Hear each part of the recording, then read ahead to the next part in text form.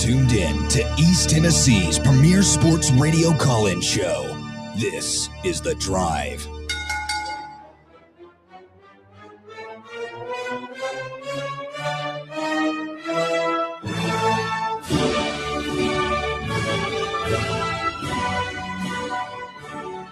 And hello, good afternoon, and welcome to another stellar edition of The Drive here on Fan Run Radio. Russell Smith punching the time clock, 3 o'clock on a Tuesday afternoon edition of the show.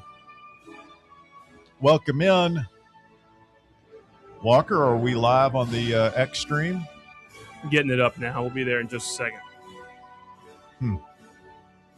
Bear, you're a little early on the trigger finger today, huh? Bob was making mention of it. Walker's not ready. No, I mean, the last time I checked, I've been on the show for 10 years now. We start at 3 o'clock. It's not a suggestion.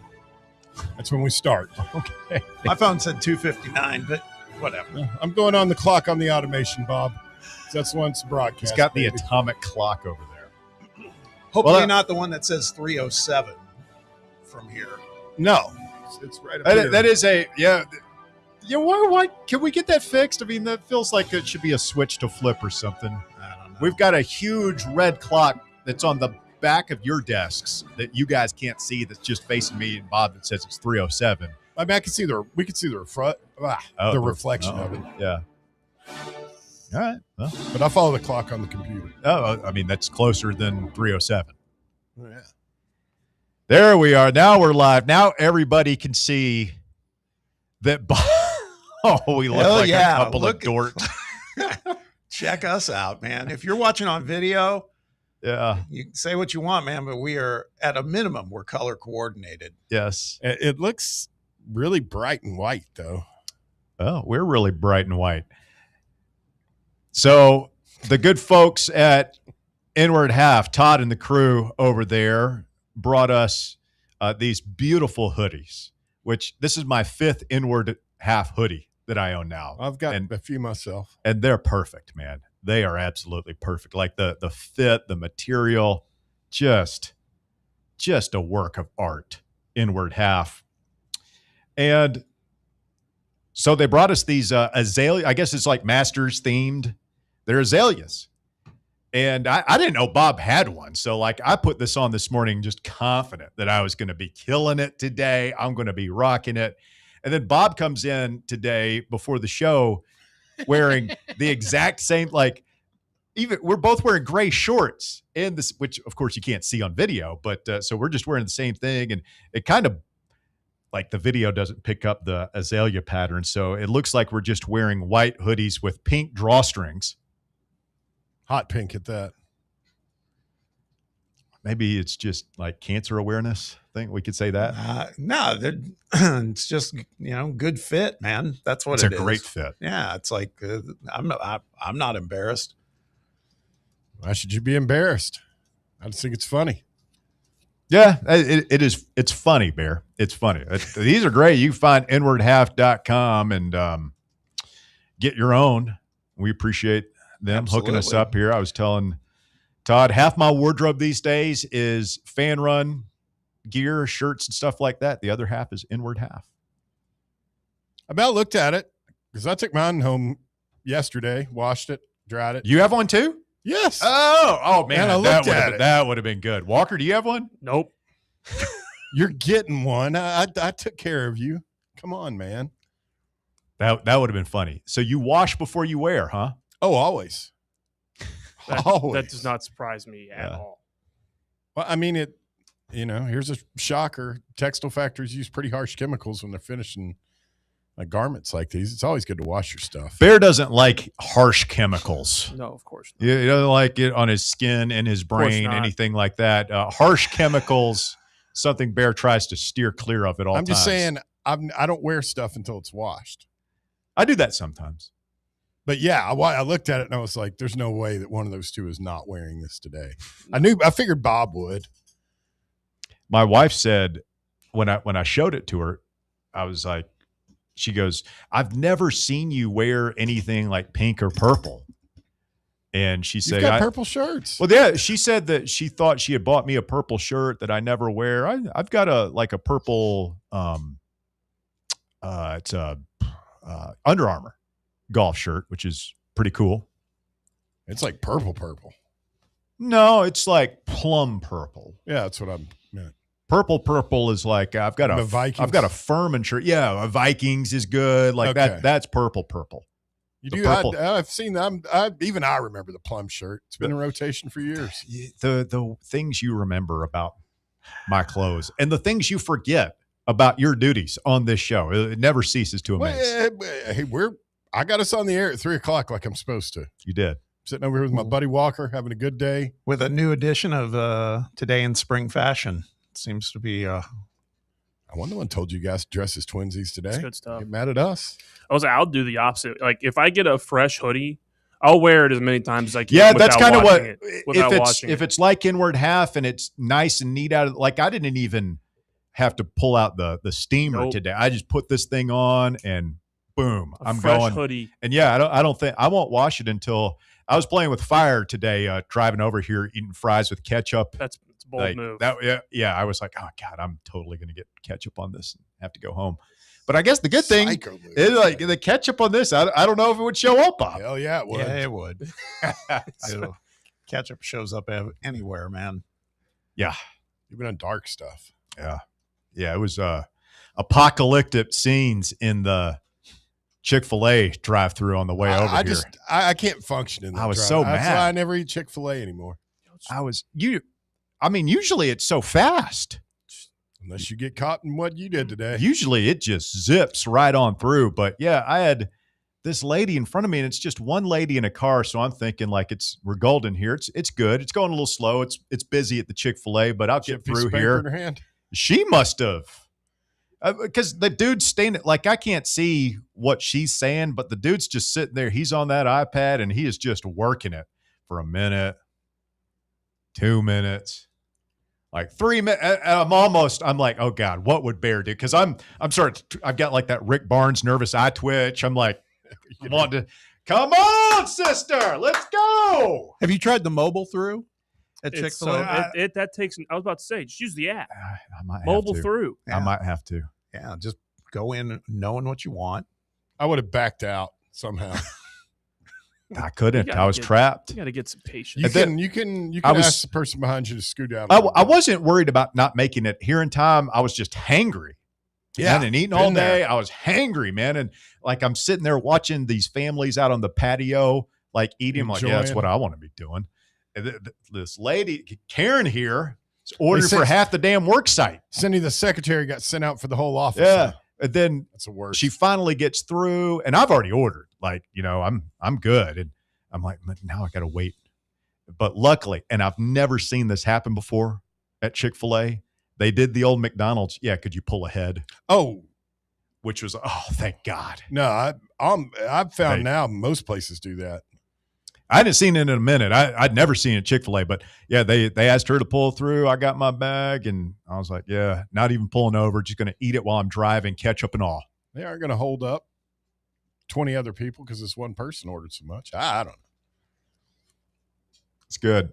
So how's things going with you, Bob? You good? Good. My shout out to my daughter, Eva. She won an award at school today. It was awards day. Hey. Go Eva. Creative Writing Award, which is after her mother. That's her thing. That's what she's going to be doing in college. Awesome. Creative writing. So like sci-fi stuff or? She has done air quotes here, but she has done a novel of her own. She's a fiction thing. It's like 300 pages. What? Yeah. I'll get to reading it at some point. That's pretty cool. Wait, your daughter wrote a 300-page book and you haven't read it? She's kind of held it back, to be perfectly honest. There's a tutor she's used in the past and her creative writing teacher who she's let check it out, but nobody else right now. Only the best Bob's kid brightest wrote and a most novel. humble go to web. My kid looks like he just fell off the back of the Allman Brothers tour bus, and Russ's kid can't mow a yard. That's why you send him to web. He's 11 in his defense. Yeah. But she can't mow a yard, by the way. Yeah. That's the other thing. So we've all got our Can't things. she pump gas? No. Okay. No. Something about these 18-year-olds, man. They don't make them like they used to.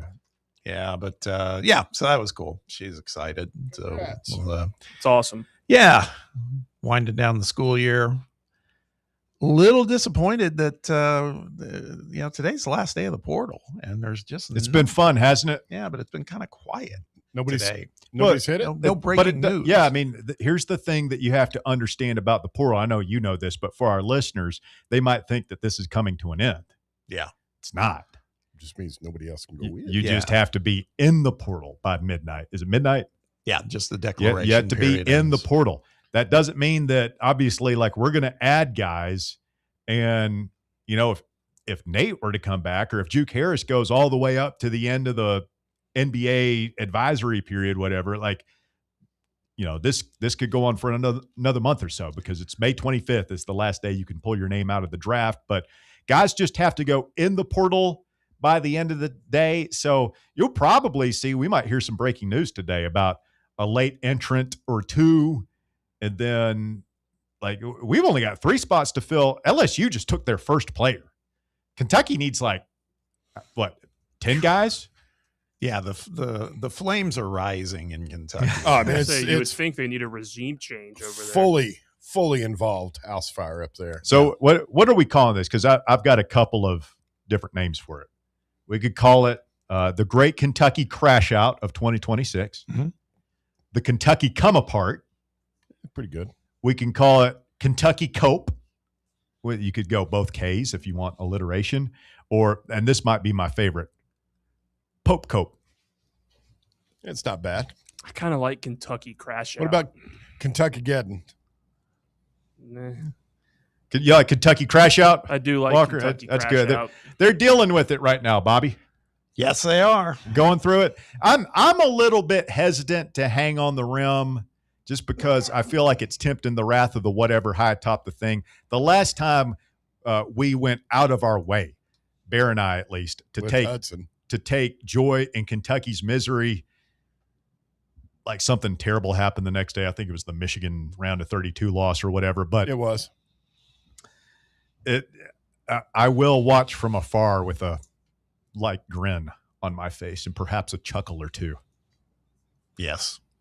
Yes. I'm just sitting there I'm trying to think of other cool names so we could call it. I mean, along with the other news earlier in the day about Billy D leaving Chicago, leaving the Bulls, if that was us, we'd be on here. We'd field every call would be fire. If we were in this situation, they'd be like, fire him and hire Billy Donovan. Well, that's what they're doing. I mean, I listened. They should. I couldn't help it. I had to listen this morning to hope they a little don't. bit of KSR, and they were actually, I kind of like their gig. What they do is they were like, we're going to let you react. You get 30 seconds. And so plan accordingly. And so they just bullet, call. And there were a handful of people saying, did you know Billy Donovan just got let go in Chicago? We need to fire Pope now and get him down. They're right. That's exactly what they should do. I mean, you're Kentucky basketball. You take this seriously. I mean, this has very similar feels to what's going on with our women's program. They have the great Bell Standard, whatever men's program. We have that in women's basketball. And we have just decided we're going to give Kim Caldwell a third year for just because our athletics director doesn't want to admit failure. And Kentucky is the same thing. I would absolutely, I mean, you'd have to talk to Donovan first, kind of behind the scenes. Is like, hey, man, what do you think? Let's do this. Because you'd be in a real bad spot if you fired Mark Pope and then Donovan's like, nah, I want to stay in the NBA, or I'm taking a year off or whatever. But if he expresses an interest, yes, I would fire Mark Pope tomorrow. I'd fire him a week from now. I'd fire him whenever this offseason to hire Billy Donovan because I think Mark Pope he's Kim Caldwell. Like, it's pretty obvious. It's not going to work out for him. Yeah. Had the ragtag bunch that overachieved. Last year, this past season, he had one of the most expensive rosters in basketball, and they kind of all – I mean, it was a disaster. The highlight of their season was beating us twice. And that's what's done them in, too. We talked about it yesterday, but, I mean, that's getting talked about around the country and some of it is their administration's culpable for this, too. I mean, they flexed, told everybody, hey man, did you see that 20 to 22 million we spent last year? You just watch. Well, now that's their reputation, and there's players out there driving up their costs, and either Kentucky can't afford it, or they really don't want to go to Kentucky and they just drive up another bidder. I mean, it's a bad situation. The other thing I would worry about if I were them, and far be it for me to try and help them out or give them a roadmap out of this mess, but you saw the report about Todd Gold. Like if I guess Steve Kerr is contemplating leaving. Yeah, contemplating retirement with the Golden State Warriors. That dynasty is clearly over at this point. And so if he rides into the sunset, there was a report last night that Golden State would hire Todd Golden from Florida, Golden to Golden State. I just realized that. How cute. So like you got to worry at that point, does Donovan go back to Florida? So like, yeah, if I'm Kentucky, I'm going all in right now to try and get my guy. The other thing it makes me wonder, Bob, is does North Carolina, like, are they have any regrets? Yeah, should they have waited? I don't think they'd have any regrets, because it's, to them, it's just like, man, I wish he would have done it earlier, because they couldn't wait for Billy Donovan to finish. Why not? Because you need a coach to get people out of the portal. Well, yeah, Billy Donovan's available now. Okay, but what about if they went 2 weeks or 3 weeks without a coach? What about it? Leading a transfer portal search. Who cares? You got Billy Donovan. If it ends with you hiring a guy with 2 national championship rings and he's still got plenty of time, yeah, your roster, you might have a year 0. Like you might struggle to fill out a competent roster but you've got Billy Donovan. You know you're going to take a huge leap forward in year 2. I don't understand. It makes me wonder if he even really wants to come back to college, simply because, I mean, he's had to have known that he wasn't going to stick around Chicago. And I get that he didn't want to walk out at the end of a season on his team, but if he wanted that job, they could have made accommodations, and, he could have started to speak to Walker's concern, which is valid, and had his staff already out there hitting the portal. Don't you feel like the college game has become so much like the NBA that if you're a guy like Billy Donovan or Mike Malone or whoever, you could go into the college. It's almost like coaching pro basketball with no salary cap. Now, if you get the right job and you have, you can outspend everybody. And it's, the recruiting high school, you don't have to recruit high school players anymore. You can just, remake your roster every year during a 2 to 4 week period right after the season, and then go coach them up. And the coaching isn't as hard as it is in the NBA. I mean, you hear those stories about like guys are just, first of all, it's like 3 games a week. You're in the film every single night, scouting. And it's not that intense in college. Yeah, it's true. Imagine if Golden does go, though. I'd rather have Donovan at Florida, Bob, than at Kentucky. Yeah, Florida's, by the way, Thomas Howell. He's going to stay. So does that influence Golden's decision, or is this Tony Vitello and it's the NBA, and when it comes calling, you say yes? He's got a lot of ties to San Francisco too. Going to the Bay Area with Vitello. Yeah, I mean he coached there at USF, but he also is friends with the owners of the Golden State Warriors. Yeah. So that's all. It was a Don. Yeah, I mean, if you're Billy Donovan, which would you rather, Kentucky or Florida? I mean, Florida's you can't get any more stock than they are. Kentucky's still a very attractive job. It's got to be the right person. That's all. Michael 4246 on the live chat. He shouts out the coal mine crash out. Okay, there you go. We're getting better. Okay, well done, Michael. I have one, but it may not be suitable for work. So may not. Break. I'll mention the break, and we'll see if it's decide. Okay. You know what McClure says? Stay with it. Just say it. Yeah, he says if you stop yourself and wonder, should I say this out loud? He said you should always say it. Horrible idea. You think Cody McClure is a good person to be establishing protocols as far as what to say, what not to say, Bob? I love Cody, but probably not my muse on stuff like this. Ryan Shumpert, RockyTopInsider.com, our guest when we continue next here on Fan Run Radio. The Drive. Can't get enough Fan Run Radio? Download the free Fan Run app and take the best Tennessee sports conversations with you wherever you go. What kind of day is it? It's a White Claw day. Grab a pack, grab your friends. Everything else in life can wait. Your friends shouldn't. Let's go. White Claw. Grab life by the claw. Please drink responsibly. Hard seltzer with flavors. White Claw Seltzer Works, Chicago, Illinois. Citizens National Bank. Life is more fun with a Good Life account, offering extra benefits, including bank travel. Experience the trip of a lifetime to Ireland. Explore rolling green hills, historic castles, and charming villages across the Emerald Isle. Get in on the fun. Call 865-429-7935 today. Citizens National Bank. Banking never felt so good. Member FDIC.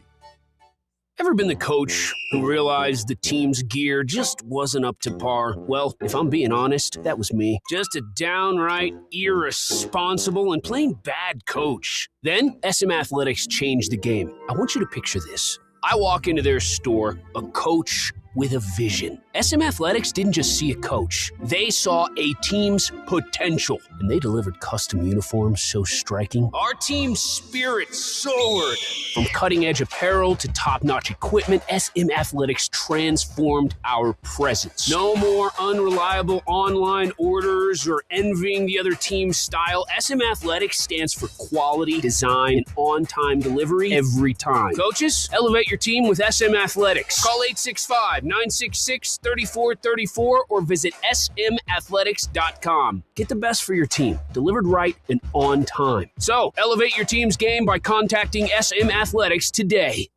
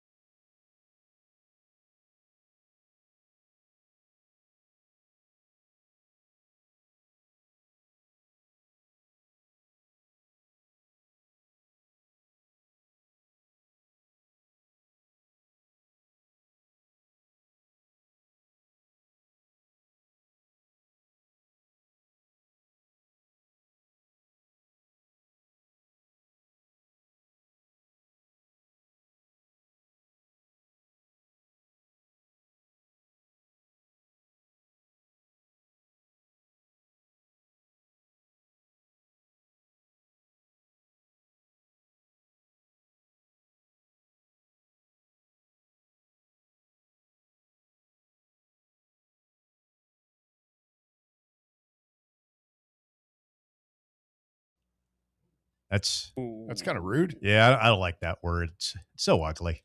Kentucky? Yeah. It's pretty good. I like it. Who said that one? At Volpool on the live chat. Shout out to the YouTubers watching along there. Be sure to like and subscribe. Time for me to hit the thumbs up. Boom. We are liked.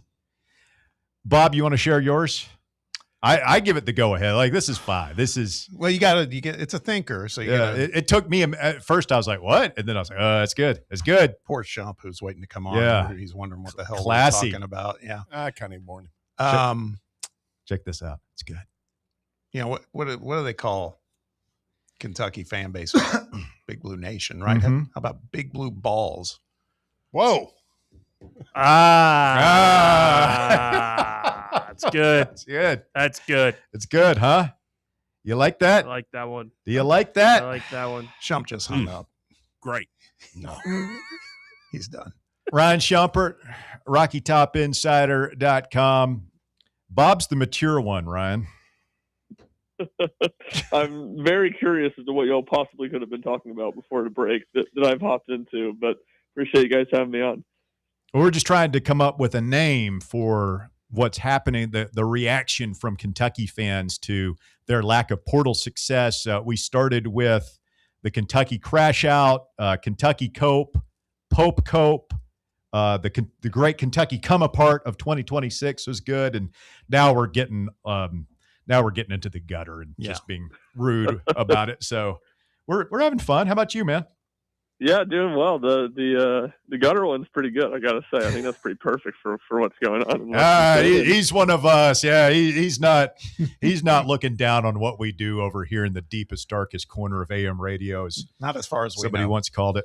Ryan Shumpert, RockyTopInsider.com. You check him out there for all the latest on the Vols.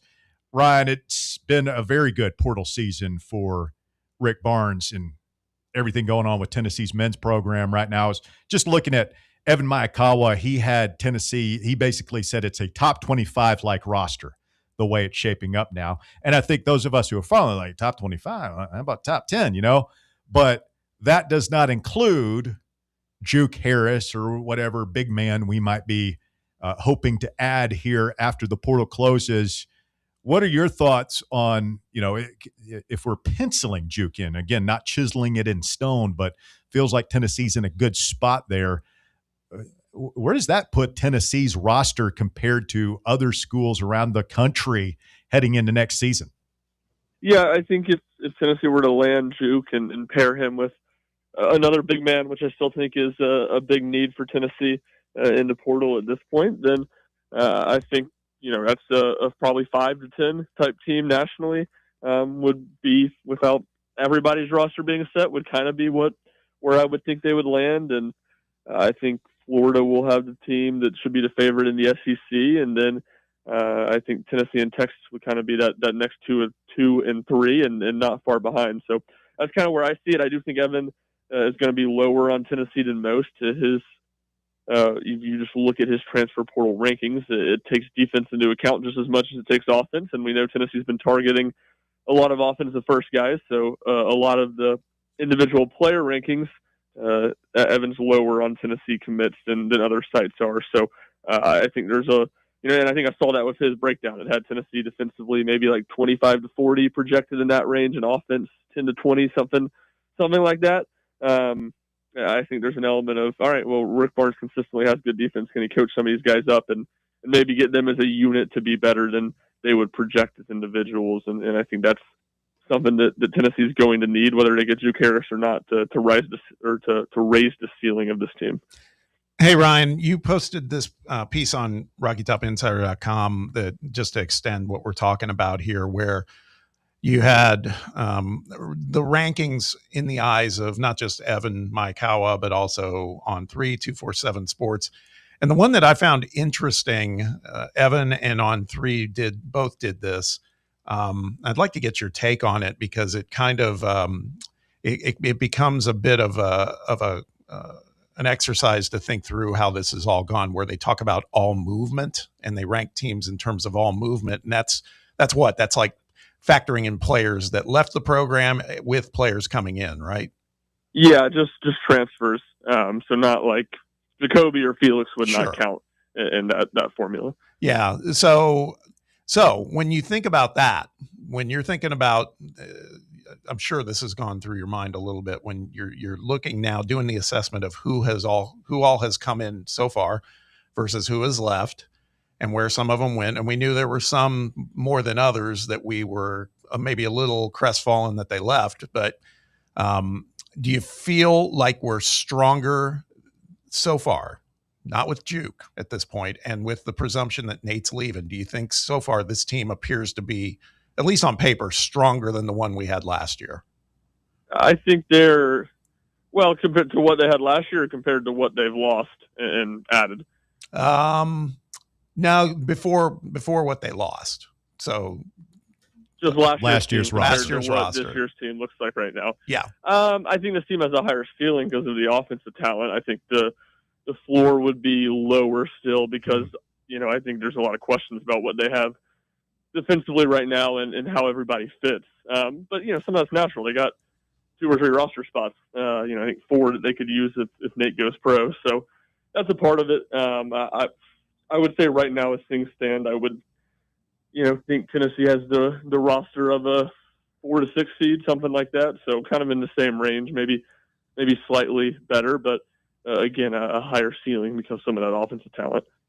And then to tag on to that question, if there is one guy who left the program through the transfer portal, so Ethan Berg doesn't count in this one, but if there's one guy you would want to say, like, we can have him back, that's who we needed to have back out of the group, who is it? I'm guessing it's between a couple guys, but who would you prefer? Yeah, I think it's probably either Amari Evans or JP Estrella. Weirdly, if it's one player period from last year's team, I guess it would probably be Nate, but if not him, Felix, just because of what he can do defensively and bring in an interior presence. I think that's what Tennessee needs most of what they don't have on this team right now. And even if they had another body, I think that's going to be the biggest question mark on a really talented team. Does Tennessee have enough inside? But with all the offensive scorers that they have at the guard positions, I don't know that they need JP Estrella's offense, which is the thing that he most brings. What you really want is rebounding and defense, and that wasn't JP's forte. So he would answer some of that with the fit of needing a good big man.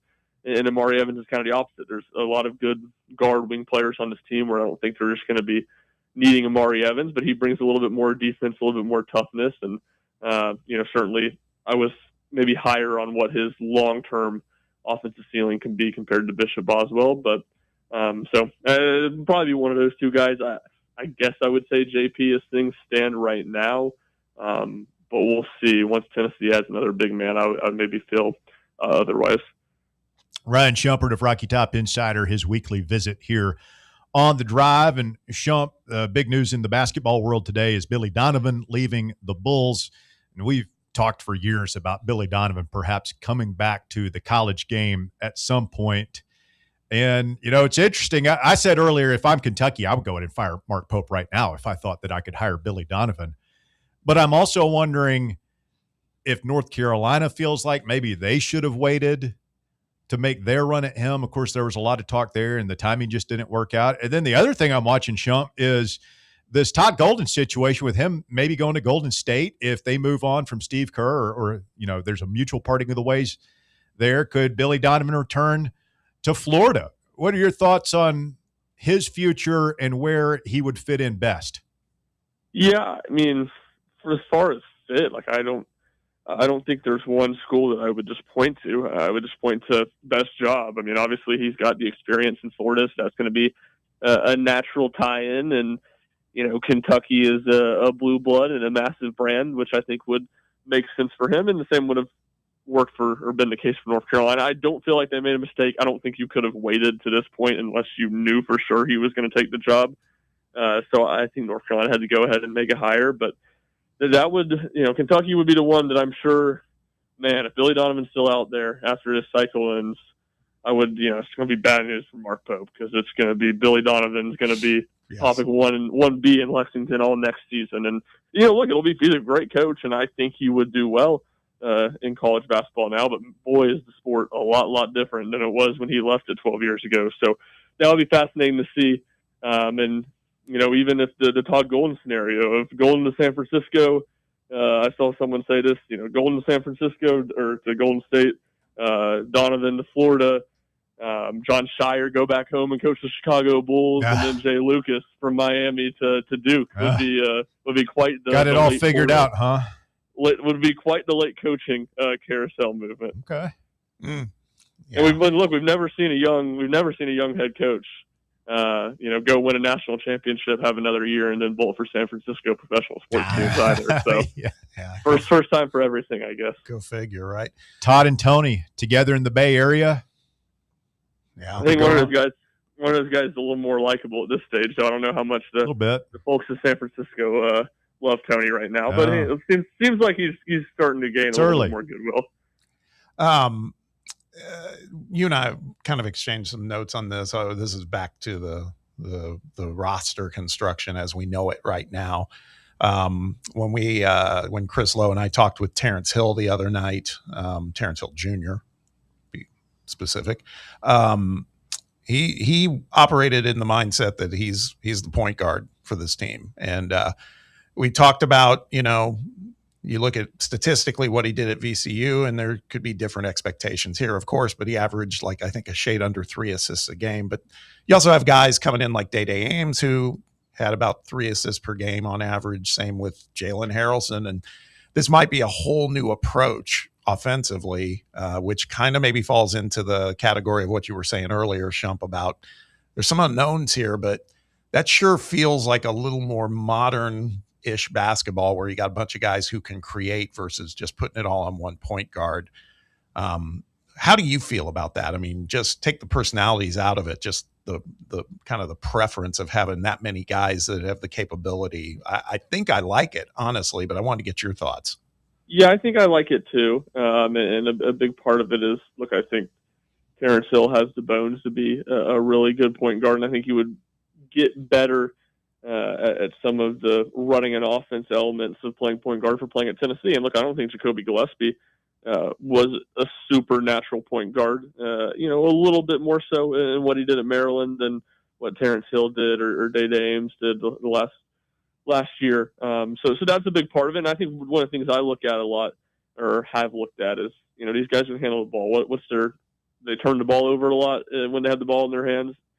They don't have a ton of assists. They turn the ball over a lot. Hill doesn't. Ames doesn't. Right. Harrelson does turn the ball over a lot. Though, I don't think maybe he might be able to handle the basketball some, but I don't think there's much thought that he's going to play point guard for Tennessee next year. So, I think I like it. And look, for a guy like Hill, who's a really good shooter, would allow him to play off ball some, run off floppy screens and pin downs and try to get open shots that way. And that's something Tennessee wanted to do with Jacoby Gillespie last year. They just didn't really until the Virginia and Iowa State games in the NCAA tournament when Bishop Boswell kind of emerged, and Ethan Berg to a lesser extent too. Tennessee just wasn't able to do that. So I think that's a real positive, and it would give Tennessee different ways to use some of their best scorers, off the ball, and utilize some of their shooting abilities. All right, Shump, where are we at with this baseball team?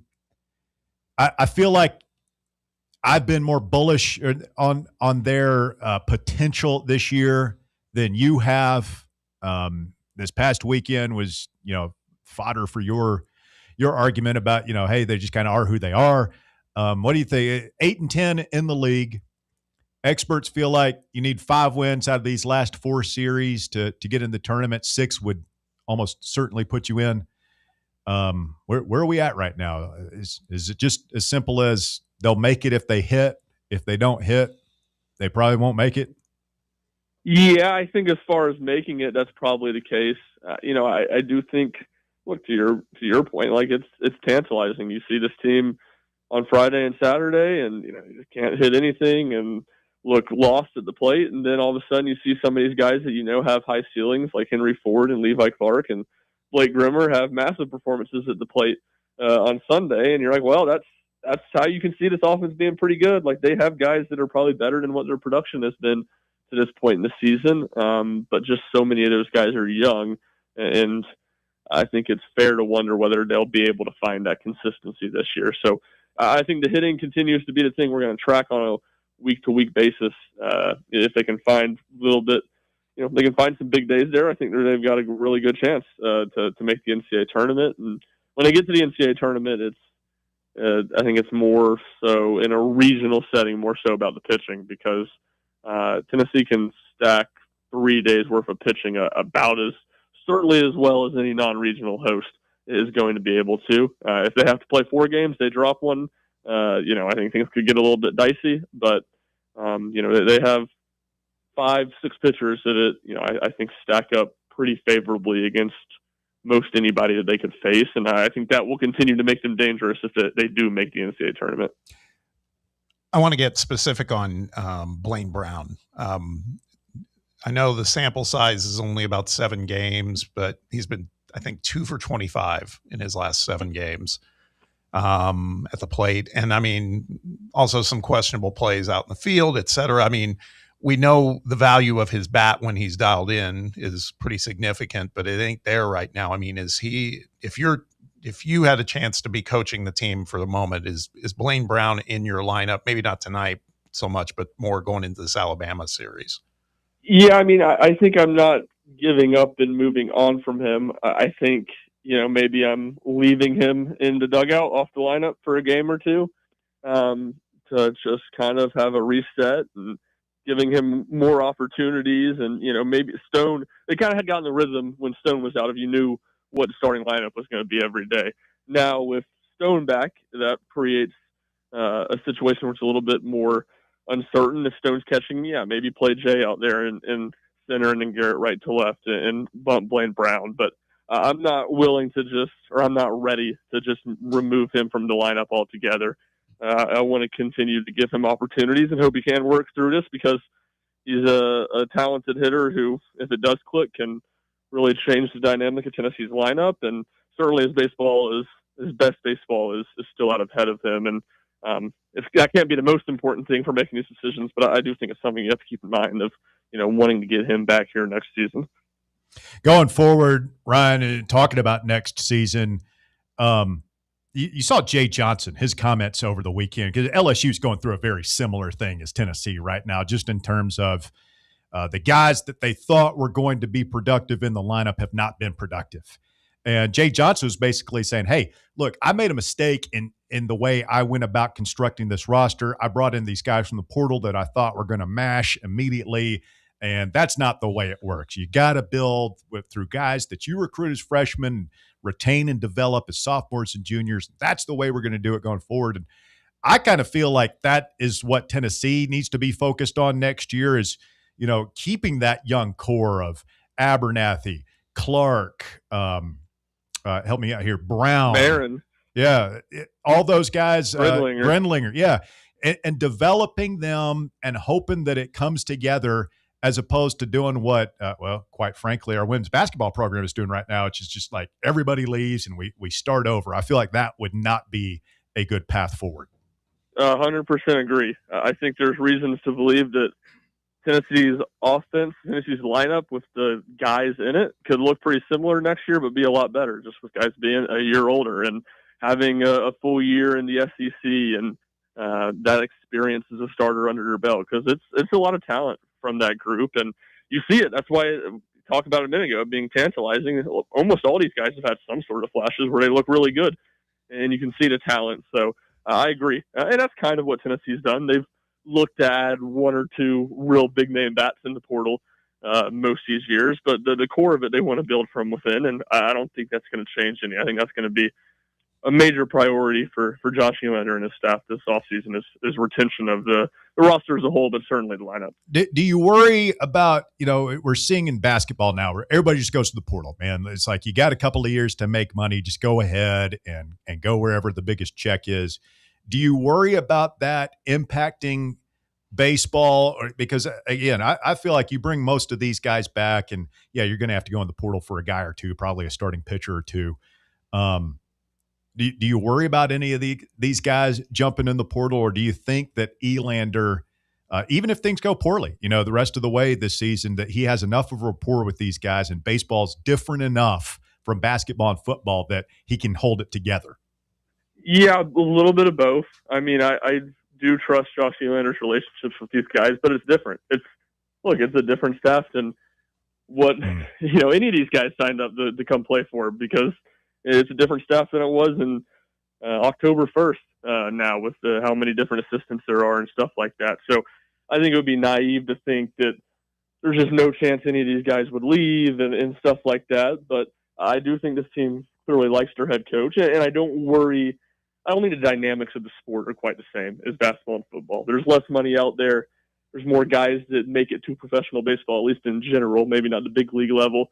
So there's that dream, I guess, or more realistic path to feeling like you can make big time money playing professional baseball, compared to the money in college basketball being basically as good as a fringe top 10 pick or a fringe top 15 pick in the NBA draft. So I think from that aspect, the dynamics that are causing there to be so much roster movement and in basketball, and to a lesser extent football, I don't think those are quite as great in baseball. So with that, I'm going to go back to one last question from me about basketball, Shump. We didn't get to talk about it, but it's obviously been a hot topic. And that is, I think we've talked before about, we felt like it seems like Nate Ament's going to be moving on, but boy, I don't know. It seems like we're going to know for sure here in a couple of days what his intentions are. How are you feeling about the prospect of Nate Ament possibly staying at this point? Well, I would say I don't think we're going to know for sure in a couple of days. I would be really surprised if any legit decision is made by the end of this week. I think he'll declare for the draft this week, but I would guess that he would leave his options open and give himself the chance to come back next month. So, yes, I think I would be really, really surprised if he makes a decision this week that he's going to come back and he doesn't at least go through that draft process. Once he goes through that draft process, I wouldn't rule out a return. I still don't think it's likely, but I do think it's possible. So, and certainly if he falls farther in the draft, and especially if Tennessee does end up missing out on Juke Harris, who plays a somewhat similar position and would represent kind of that big-time scorer who's going to demand a lot of money from Tennessee to be on their rosters. So I don't think it's likely, but I do think it's possible. And to put a bow on all that, speaking of Juke Harris, North Carolina, I don't know. I don't want to just deduce that they're moving on, but I saw they got commitments from Matt Abel from North Carolina State, who is not Juke Harris, but plays that kind of position. And then Terrence Brown from Utah, a pretty high-octane guard. So North Carolina might be moving on. Yeah, I know that I can't remember maybe who wrote it. It might have been Nakos. And I think some North Carolina writers had said as much, too, that North Carolina doesn't have the luxury of waiting around on Juke Harris as much as certainly Tennessee does, and to a lesser extent, Michigan. So I know Paul McNeil is another guy at NC State that plays a similar position that North Carolina is going after. So it feels like as this Juke Harris process continues to draw out and he waits to make a decision, it does feel like Tennessee has the luxury to be patient and has the luxury to be very, very competitive in whatever the market drives up his price to be in this one until the very end. All right, Ryan Shumpert, RockyTopInsider.com, where you can read his work. You can follow him on the social media website formerly known as Twitter at Ryan Shumpert 00. Shump, appreciate it as always, my man. We will do it again soon. Yeah, sounds great. Appreciate you guys having me on. Thank you, Ryan. Ryan Shumpert, RockyTopInsider.com, our guest this afternoon on the program. We'll open up the phone lines to you. 865-966-3435 is your number. 966-3435. You want to call or text the show this afternoon. We'll take a quick time out. Back with more Fan Run Radio right after this. The Drive. East Tennessee's Sports Authority. This is Fan Run Radio. Knoxville. It's baseball time in Knoxville. Your Knoxville Smokies are back home all this week. We start the week off Tuesday and jump right into our final matinee game on Wednesday with first pitch at 12:30. Thursday is Knox Vegas Thirsty Thursday with half-off draft beers, and the weekend, you know it's rockin' with Feel Good Friday, dancing with the Smokies on Saturday, and post-game fireworks, and it's halfway to Halloween on Sunday. Don't miss a minute of the action. Reserve your seats now at SmokiesBaseball.com. Surfside is made with vodka, real tea, and real juice, and has only 100 calories, 2 grams of sugar, and 0 bubbles. That's right. No bubbles, no troubles. That's why Surfside was named the 2025 Spirit Brand of the Year by MarketWatch. Their variety packs come with options: iced tea, lemonade, or green tea. Find your flavor by trying them all. Surfside. Sunshine in a can. Must be 21 or older to enjoy. Party smart. Rickard Ridge Barbecue. It's more than just dinner, it's a destination. Hey, this is Russell Smith, and whenever somebody asks me for a barbecue recommendation, I always tell them to take the quick drive up I-75 and visit Rickard Ridge Barbecue. Rickard Ridge is about a 20-minute drive up I-75 from downtown Knoxville. Just take exit 134 in Caryville, hang a right, and Rickard Ridge is tucked just inside Cove Lake State Park on your left. You can't miss it. Fall off the bone Memphis-style baby back ribs, slow-smoked chicken thighs, fresh, juicy, hand-cut steaks. Rickard Ridge has it all. And this ain't no Yankee chain store fly-by-night operation either. Owner Mark Rickard has spent years honing his smoking skills in Memphis, and his secret recipe and techniques have been driving East Tennessee wild for years. So make time to check him out. Rickard Ridge Barbecue inside Cove Lake State Park and online at rickardridgebbq.com. Vol fans, reimagine your home at Broadway Carpets and Flooring for any remodeling or building needs.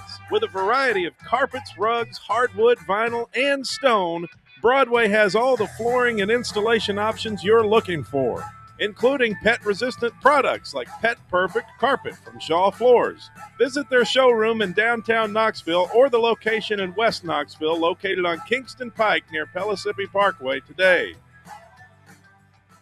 Are you thinking of buying a home but don't know where to start? Well, call VFL Josh Travis, your local mortgage expert with Foundation Mortgage, based right here in Knoxville.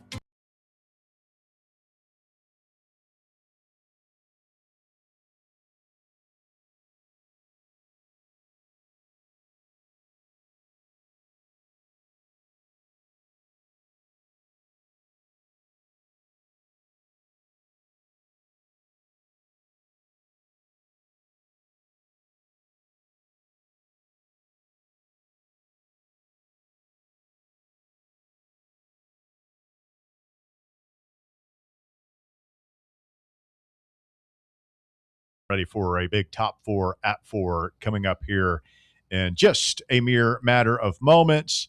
At Big Dog West Tennessee is calling it mouth breather mayhem. I like that. Up there. It's not bad. That's pretty good. Hewitt Pruitt is calling it Big Blue Nation ruination. You don't like that? I like that one. I like usually. I mean, they're not all winners. Kind of like, admit, kind of like mine, right? Yours is the best one I've heard so far. Big Blue Balls is good. It's pretty good. Coal miner crisis. Coal miner. What was the one that came? Was it coal miner crash out? Yeah. Coal miner crash out. Coal miner crash out. Kid Huddy says Thrilla and Tony V being in the same area, that's got international incident written all over it. I hope they wouldn't be hanging out. I hope Tony would be able to find better company. How's that going, Walker? You follow Major League Baseball from a 10,000-foot view closer than I think the rest of us is. I know that the Giants have struggled out of the gates, but like there's no one-and-done scenario for Tony, right? He's going to get a couple of years there if he wants it, right? Yeah, I think everyone kind of understands that. But Buster Posey is not going to bail on Tony after 1 year with the amount of investment he's put in him. But it has already gotten to the point, just because it's the Giants media, that every time Tony says something, even if it's good, people find a way to get mad about it. They're not eating it up the way we do. No, honestly, it's the same way we would do, like when we were mad at our football teams. Like anytime our coach says something, even if it's positive, we just get mad at it. Well, and he's got the whole thing of you're perceived as an amateur. Yeah. You're coming up from college baseball, and this is the big leagues, and we've been doing it for a long way. We've won World Series here in San Francisco and all that stuff. And who is this young guy who thinks he knows better coming in here and mixing it up? I think the media is not entirely sure how to take him too, if that makes sense. It's just because he you know him, man. He can do that stream of consciousness stuff, and it's like, what? We think that's charming. I think some of those guys are like, I mean, we got a job to do. What's your point? It's only April, and it's baseball media, a media that is very well known of not really moving on their opinions very much. But I mean, I think Tony is starting to win people over. I mean, he's already started to get a little more fiery out of the dugout. And did you see the clip of him and Drew Gilbert and Drew Gilbert in the dugout? Like that was pretty cool. They need bats, man. They have a pretty good pitching staff. They have bats. That's the thing. Rafael Devers, Willie Adames, Matt Chapman. Like it's supposed to be a good lineup. Yeah, I guess. It's not a lineup that can compete with LA though. I mean, who has a lineup that can compete with LA? San Diego's close. I mean, I think you can get closer. That's all. Jesus. Here we go. I was saying, highest scoring, best pitching team in baseball. Just saying. Don't mind us, just hanging out over here. Best record, highest run differential, lowest DRA, best bullpen. Lost our closer today. No big deal. Ronnie's okay, though. Yeah. Still not best record. Close. That you guys belongs to the West Coast. Right. You guys are half a game. You got half a game better. We'll see. Yeah. Remind the Reds just sitting there right behind him, chugging along. Bill Minot is calling it the Dead Canaries. Oh. Sounds like a like 70s punk band from England or something. For what's he saying? Is that for Canary Kentucky? coal mine. Yeah. Coal mine. Get it? Yes, ladies and gentlemen, we are the Dead Canaries, and this one's off our new album. 1, 2, 3, 4. Sounds like a band Bear with Love. The Dead Canaries. I mean, the Padres are only a half a game back from you guys, Bob. That's what I'm saying. I'm just saying that the Giants need more to compete. And so Tony doesn't quite have that right now. That's not his fault. I mean, can't make chicken salad out of chicken. You know what? They have. It's not as good of a roster as some of the other teams in their division, but there is a lot of money in that roster in San Francisco. Like, it's supposed to be set up to win. Yeah, I think they're just going through. Yeah, they're not the Pirates or the Marlins. No, like they have a lot of money in that roster right now. Tennessee getting back out there, the program that Tony Vitello built 2 hours from now, Lindsey Nelson Stadium. Lipscomb is in town as Tennessee tries to beat Lipscomb for the 15th time.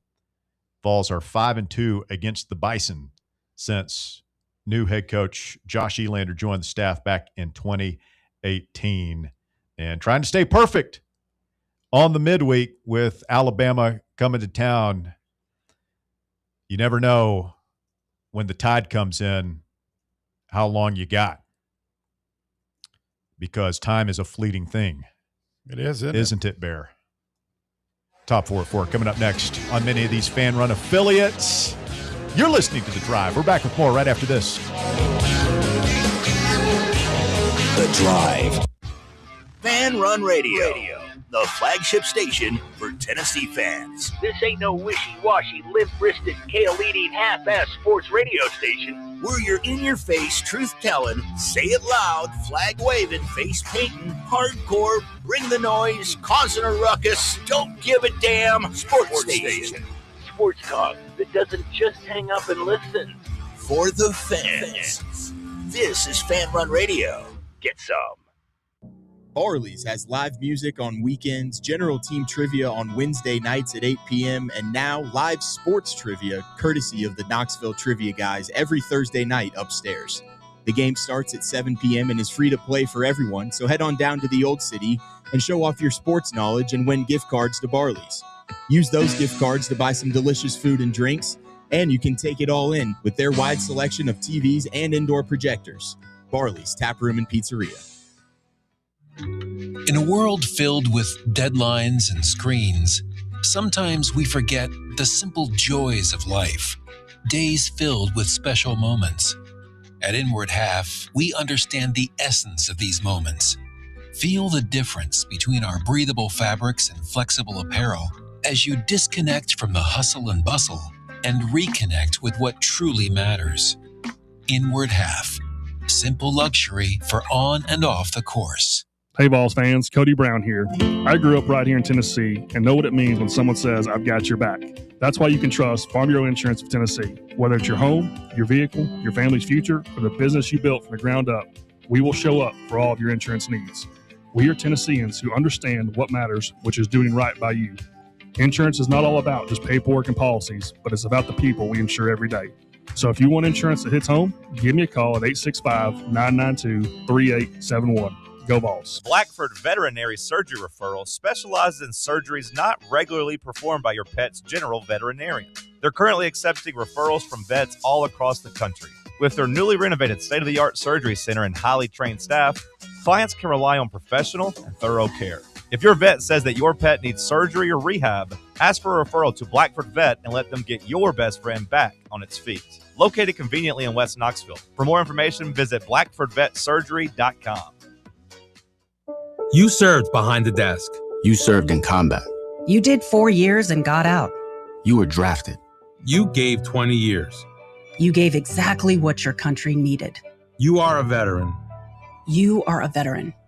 You are a veteran, and you deserve support. If you're struggling with life after service, don't wait. Reach out. Find resources at va.gov/reach. Brought to you by the United States Department of Veterans Affairs and the Ad Council.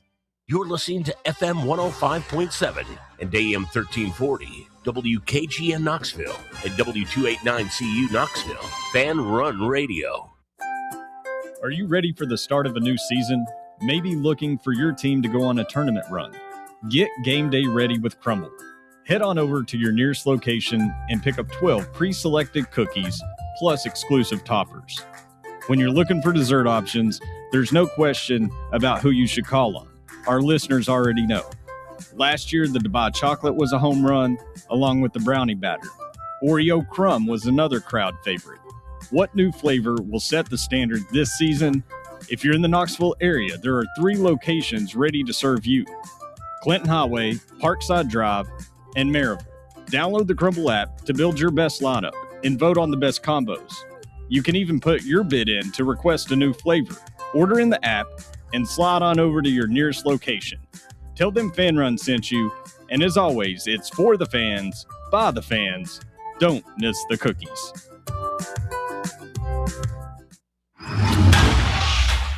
It's time for the Drive's Top 4 at 4. Hour number 2 of the Drive underway. It's Fan Run Radio, and the Top 4 at 4 brought to you this afternoon by Knoxville Smiles. Walker Smith, what you got? Thank you, Russell. At number 1, Tennessee sets to take on the midweek minefield again today, with Lipscomb coming to town for a game tonight. First pitch is at 6 o'clock from Lindsey Nelson Stadium and is streaming on ESPN+. It's corrected during the break. It is the Lipscomb Bisons. Bisons. Yeah. Not the Bison. No. I thought bison was plural. Yeah, this props up every time this year, every time of year, this point in the year where we play them, and it is Bisons. Tennessee also just announced their starter tonight. It's going to be Nick Abraham. Yeah, I saw him. He was first out of the pen on Friday night as Josh Elander shook things up there, and obviously he's trying to save Appenzeller and even Arvidsson for a game that we were, if not ahead in, at least closer than we were at the time Friday night. And it worked out. Like Abraham looked good. I thought he did. Yeah. Will Haas came in and looked good. The other freshman lefty, whose name escapes me right now, Chandler Day, looked good. So I think that was a positive development, even in a loss. It's like, hey, we've got some other options here. And if some of these other guys that we've been bringing out of the pen, Frederick, Krenzel, aren't going to step up and take advantage, then we're going to give those opportunities to somebody else. And so far, those guys looked good, so I'd imagine we see them again this weekend against Alabama. Shout out to proud Fan Run Academy of Broadcasting graduate Charlie Collier will be on the call tonight for ESPN Plus. There we go. Big Chuck. He's a great guy. Good guy. Yeah, he's all right. At number 2, for the first time in program history, the Lady Vols golf team has won the SEC championship.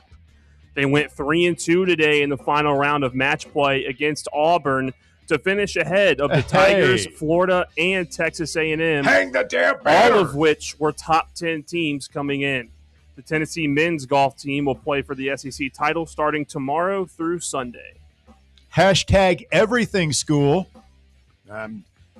I'm tired of hearing that. Why? We just won a national or a SEC championship in women's golf. Yeah. What do you mean? Yeah, it's a good thing. Let's celebrate. We just won a championship. Only Bear could find a way to make this a bad thing. Not even Bear could. I mean, you have to be a real miserable sack of you-know-what to not I'm more appreciate. concerned about men's basketball and football. They're not even in season right now. Yeah, we can walk and chew gum at the same time. They're not playing. We played in a conference tournament for a championship was on the line. We won it. This is a good thing. Shouldn't have to explain this to anybody. It's the first conference championship that program's ever won, yes. Right? First one ever. Congratulations, ladies. Well done. I'm going to start following them. Got to. On social media? No, just watching. Oh, like following them in general. You're going to start watching? Maybe that's what we'll do. We'll just become a women's golf-centric radio program. Everything school, everything show, right? There you go. Hey, Men's golf starts tomorrow. We got someone who played in the Masters playing this weekend for us, so try and sweep it. GBO Kyle Beach just said, if you're a true Tennessee fan, you don't get tired of hearing SEC champion in any sport. It's true. More of a shot at Dan. Here. Hang the banner. Banner Dan. You like hanging banners. At number 3, Billy Donovan has decided to step down as head coach of the Chicago Bulls after 6 seasons. The Bulls said they wanted the longtime coach to remain in Chicago, but adding that they respected his choice to leave. This adds to the recent rumors that Florida coach Todd Golden is getting courted by NBA teams, which would give Donovan the chance to return to Gainesville. I was just reading Evan Sederi, who's a good basketball insider, has some through lines with the NBA, et cetera. And he wrote and posted on X a little earlier, some executives believe Billy Donovan could in fact be intrigued by the idea of coaching the University of Kentucky if he can take a year off. Well, that lines up, I guess. If Kentucky wants to. Poor Mark Pope. Yeah, I know. Just having that sword of Damocles hanging over his head all season long. Like, you thought Konzo Martin had it rough with Bruce Pearl. If that report's already out there, you have Kentucky fans. Like, it doesn't even matter how well he does. He would basically have to win a national championship. And even then, there'd be some Kentucky fans, some of those mouth breathers, all right, I got lucky. Sorry, Billy. I mean, they didn't want, I think there was they're a minority, but there was a percentage of their fan base that was hoping they would lose to us twice so that they could blow him out of there. And if I'm Donovan, I'd be all about what that is right there. It's like, yeah, I'm going to take a break for a second, get my head straight. But yeah, I'll be interested. Be interested in any of these jobs if they're big enough. Hey, Rick Barnes. I was just going to say. Riding off into the sunset. God, would that be the biggest? God, they would. I mean, the noise from north of the border. We got the arena. We got the checkbook. We got it all. Set him up in we're all a house in the over on the same river. direction, buddy. They can buy Barnes' old house and just move in. Pressure level won't be as high because it's still football school here. Mm-hmm. And you won't have to live in a hellhole like Lexington or Gainesville. No. You asked DeJuan Smith to apologize for all the stuff he said back in the day. God, that'd be wild. I don't think Billy D was losing any sleep. He's probably just too busy polishing his national championship rings. Billy D collected NBA checks. You guys were probably too young, but Bear, maybe you were. Billy D as a player, he was salty, man. Oh, yeah. He was nasty out there. He was in that era with Hurleys and Scott Skiles. Yeah, the golden age of college basketball. I don't remember him as a player, but I remember when he first came into the league from Marshall, and he was very young. They called him Billy the Kid. And, he played a pressing full court style of basketball that he obviously learned from his mentor, Rick Pitino. Yeah. And I remember a lot of people being very skeptical of whether or not it would work in the SEC. It's almost similar to like when Urban Meyer came, his system. And it worked. He was wild as a player, too. He was kind of chunky back then.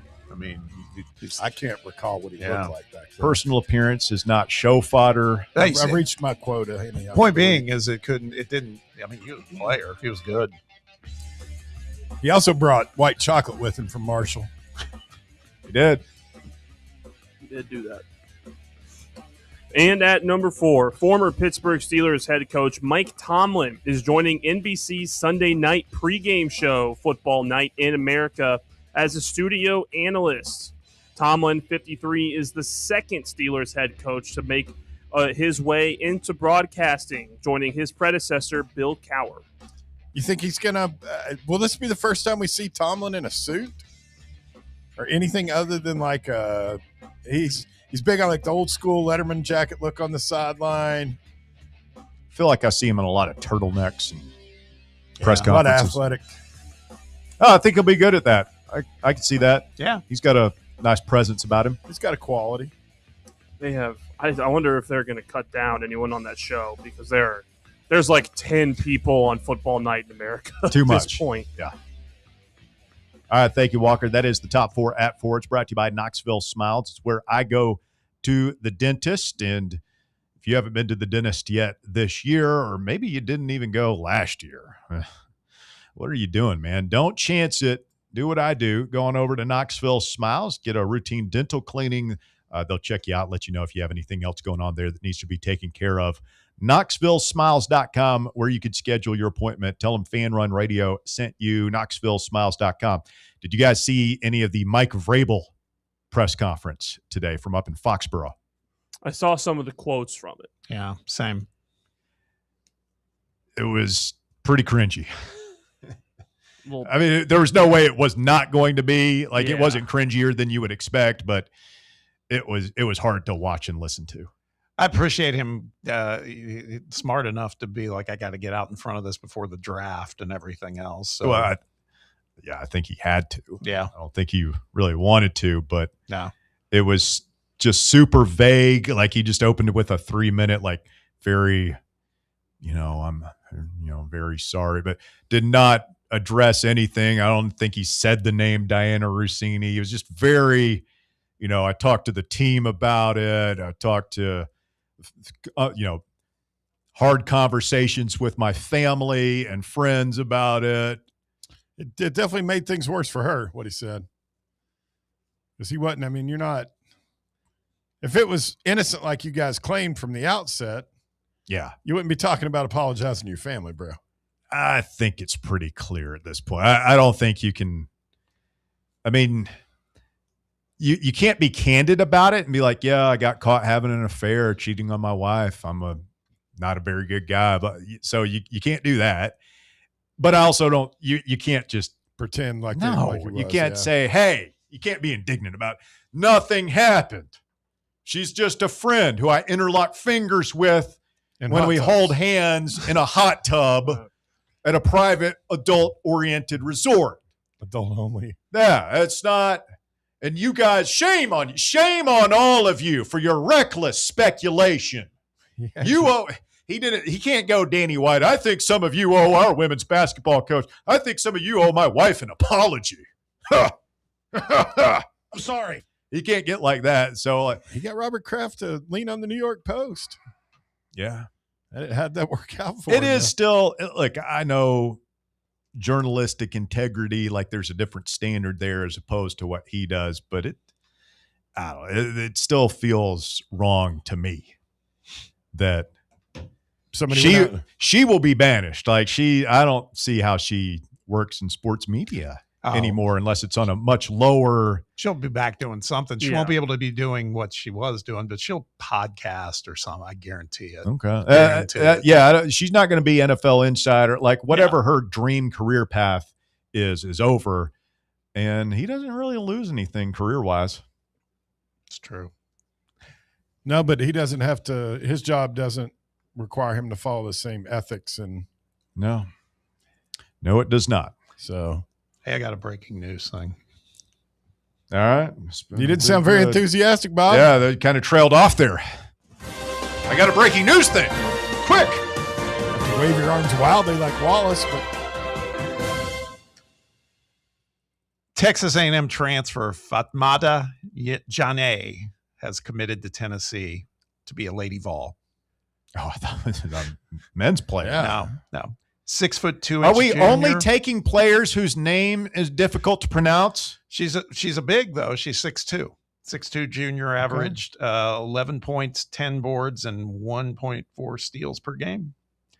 This is really bugging me, man, about like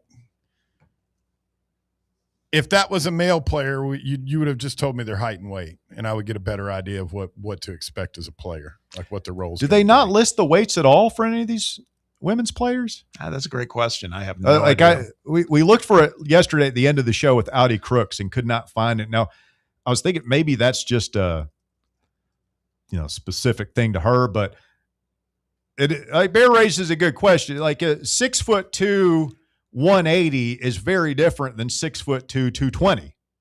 That's two completely different types of players. I guess you see that in the women's game, but I've never really thought about that much.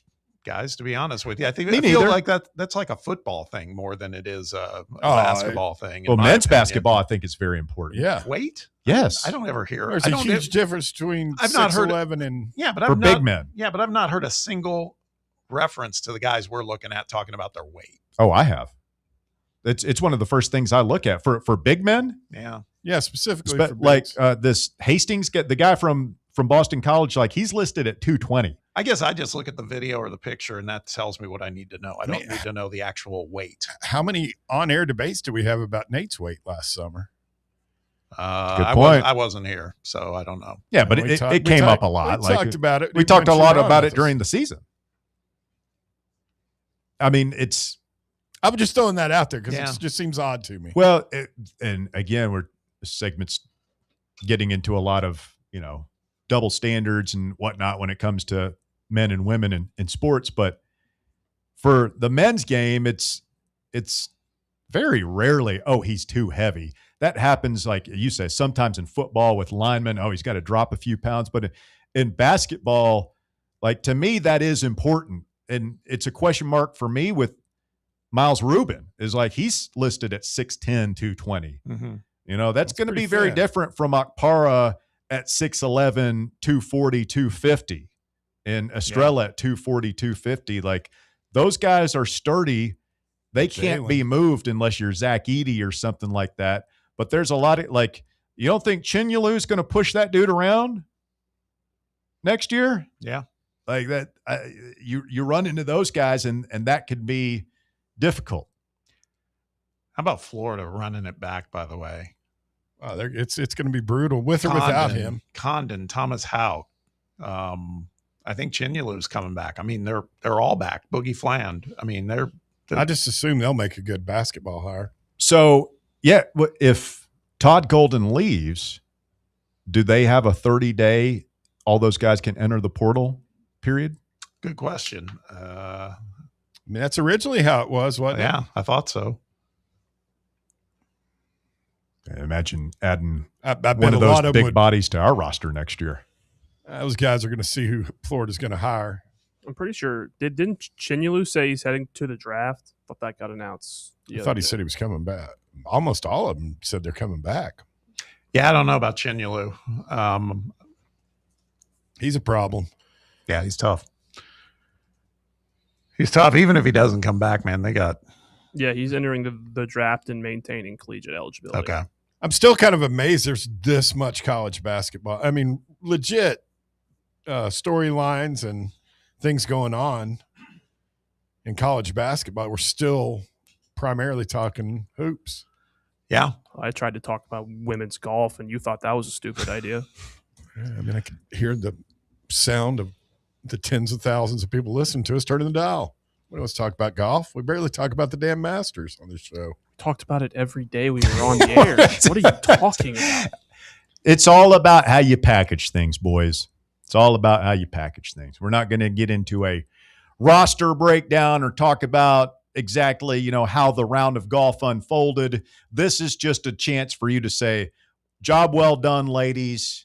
We're going to live vicariously through you for a minute. We're going to talk about the championship, puff our chests out, pound them for a minute, and then move on. I wonder what those golfers weigh. Stay with us. The drive continues. It's Fan Run Radio. Lines available if you want to chime in, 865-966-3435. Open lines right now, 966-3435. More Fan Run Radio coming up. The Drive. Check out exclusive Fan Run video content on YouTube. Just search Fan Run Sports and be sure to like and subscribe. Citizens National Bank.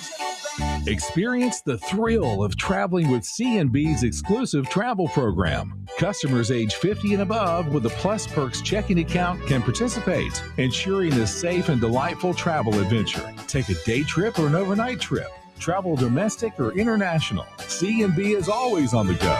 Citizens National Bank. Banking never felt so good. Member FDIC.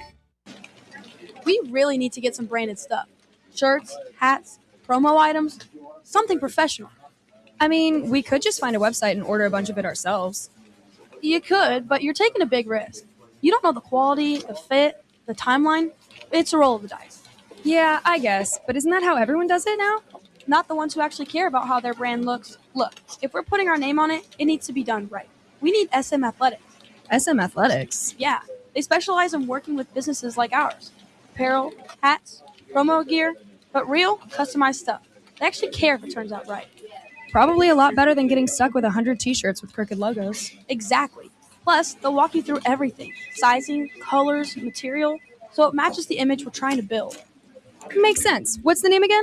SM Athletics. Trust me, if you want to look like a real company, not a flea market stand, this is the move.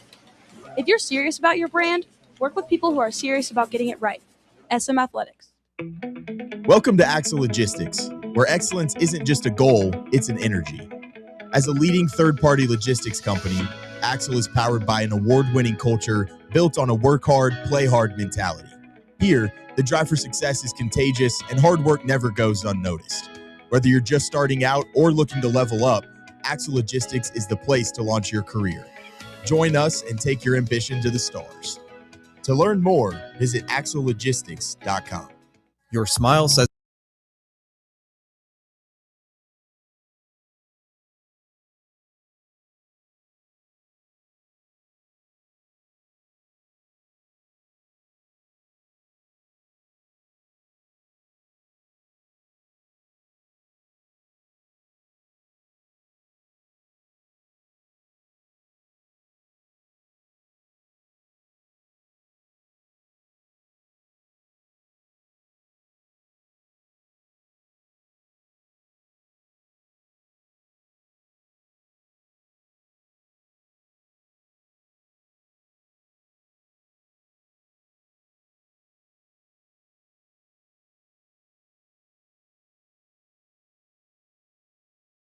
in here with me. So I'm having my son's at a fun age. I told you about his mowing mishaps, and I'm coaching him through.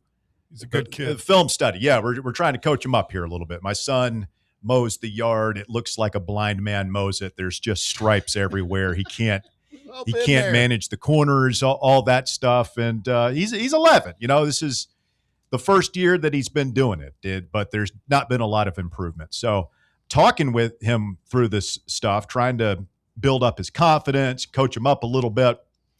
And we were having a conversation about, I told him, I was like, look, man, like just mowing a yard, it's something that every man needs to, you're becoming a man now, you're 11, like it's time to grow up. There are just going to be things that are you're expected to know how to do. That led to, and he's like, oh yeah, like what else? What else do I need? What else can you teach me, Dad? You man's man. What else you got for me, Chuck Norris, Bob Villa? You're gonna coach me up here? And so I said, all right, funny guy. Make a list?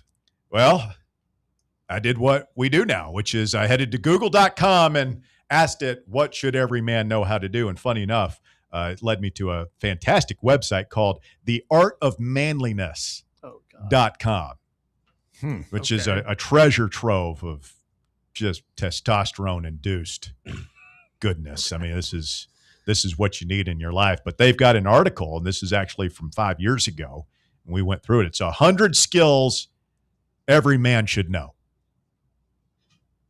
100 of them. And I haven't been through all of them. We won't go through all of them. Obviously, we don't have time. But there were some good ones. And so my wife is present at this, and I'm going through some of these. And she's like, how many of these do you know how to do? I'm like, hey, it's not the point. Well, I'm a finished product over here. We're trying to raise a man here, a young man. He's at the beginning of his journey. She should know that. She took you on as a project. So I'm going to read you guys just a couple of these. And y'all let me know. I'm hooking all of you up to the fan run lie detector right now, okay? So, all right. So be honest, because I will be honest too. There are several of these things that I don't know how to do. You guys stop me if there's something you don't know how to do. Number one on this list is tie a necktie.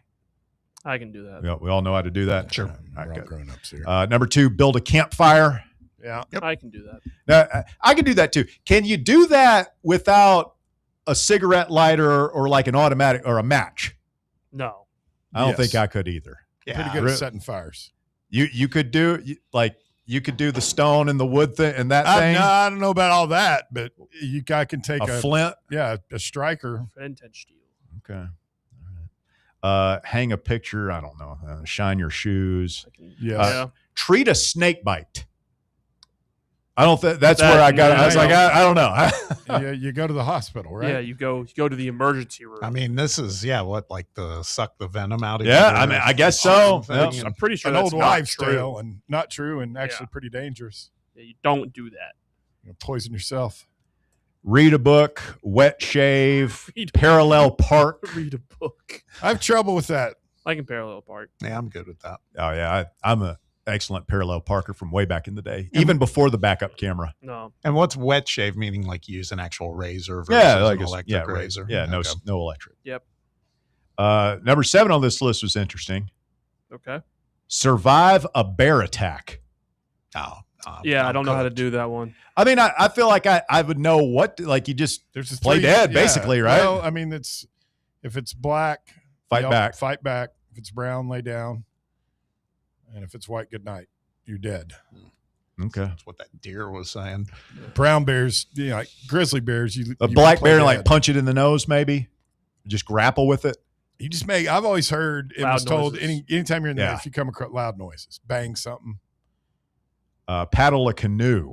Yep. Yeah, I can do that. That's what I told, because we've got an old canoe at my parents' house, and I told my son, I was like, we're getting that canoe out. We're gonna take down to the river. Yeah, we're gonna take it and go for a little river ride in the canoe.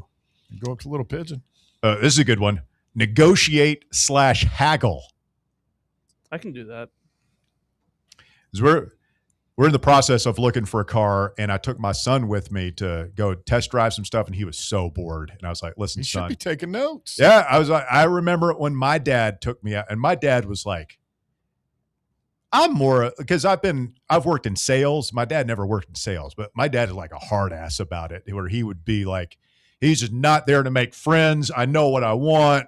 And damn it, you're going to like, and I've been with him when he straight up walked out of car dealerships in a huff. In a huff. Really? Yeah. And You just walk out slowly behind him. Yeah. Like very like, sorry, buddy. You drove me here. I got to go. Thanks for the Coke.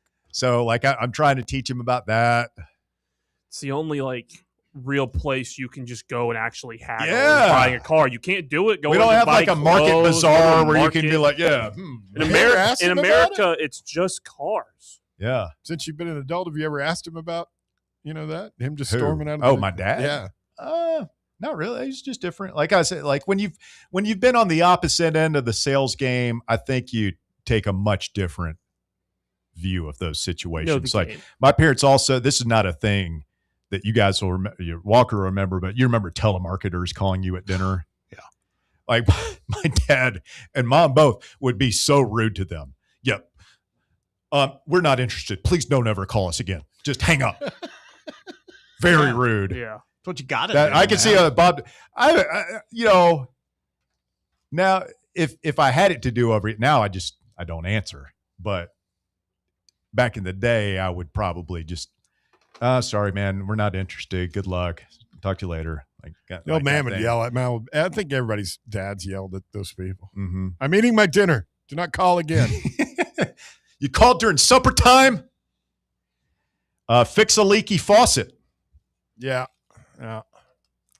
See, I don't know how to do that, but I feel like I could watch a YouTube video and I think I have the tools to get that done. Yeah, here's the thing about this is a lot of these things you can watch a YouTube video, and if you're smart enough, just watch a video and figure out how to do it. Agreed. Treat a burn, tell a joke, predict the weather. Why is that a manly? Feel it in your bones. I could see that. That would, I mean, like if the zombie apocalypse hits and the four of us, we got to hoof it. Our families are dead. Like the marauders have taken them. We got to go. And we're off in the woods and it's the four of us. Like being able to look at the sky and the sun and like the leaves and figure out what's about to happen. Like that would be a very useful manly skill. Do you I couldn't do it. that? No. That's what you're going to say. Yeah. I mean, I couldn't. My dad always told me like when the leaves, like the silver side of the leaves, It's like up. they're shiny, like Yeah. it's about to rain. Mm-hmm. I feel like he was pulling that one out of his rear end. No, I've heard it in before. retrospect. Well, the thing you can do is if you're like outside, if you hear like birds and animals stop making noise, it's because the air pressure is changing, and that means weather's coming through. Do a deadlift properly. I can do that. I know how to do one. I can't do it anymore. I feel like I have pretty good form. I can't lift much, but with your back, I've done that it's part of like getting your back. It's like strengthen the muscles. Yeah, your core, hamstrings, all that stuff. It's a very good exercise. Mm-hmm. Oh, this is a good one. Recite a poem from memory. There once was a man from Nantucket. There you go. I got a couple of bawdy limericks, but I don't have anything. I said I can do. I got the Lord's Prayer. I used to know the preamble to the Constitution. Really? Yeah, we the people to whatever. Didn't we have to learn that like there's like ensure posterity to our liberty or whatever. 7 years ago. No, that's the Gettysburg Address. Yeah. All right, 3 more of these and we'll get to the phones. A grill with charcoal. Yeah. Pretty easy. It's good. Perform CPR. I can do that.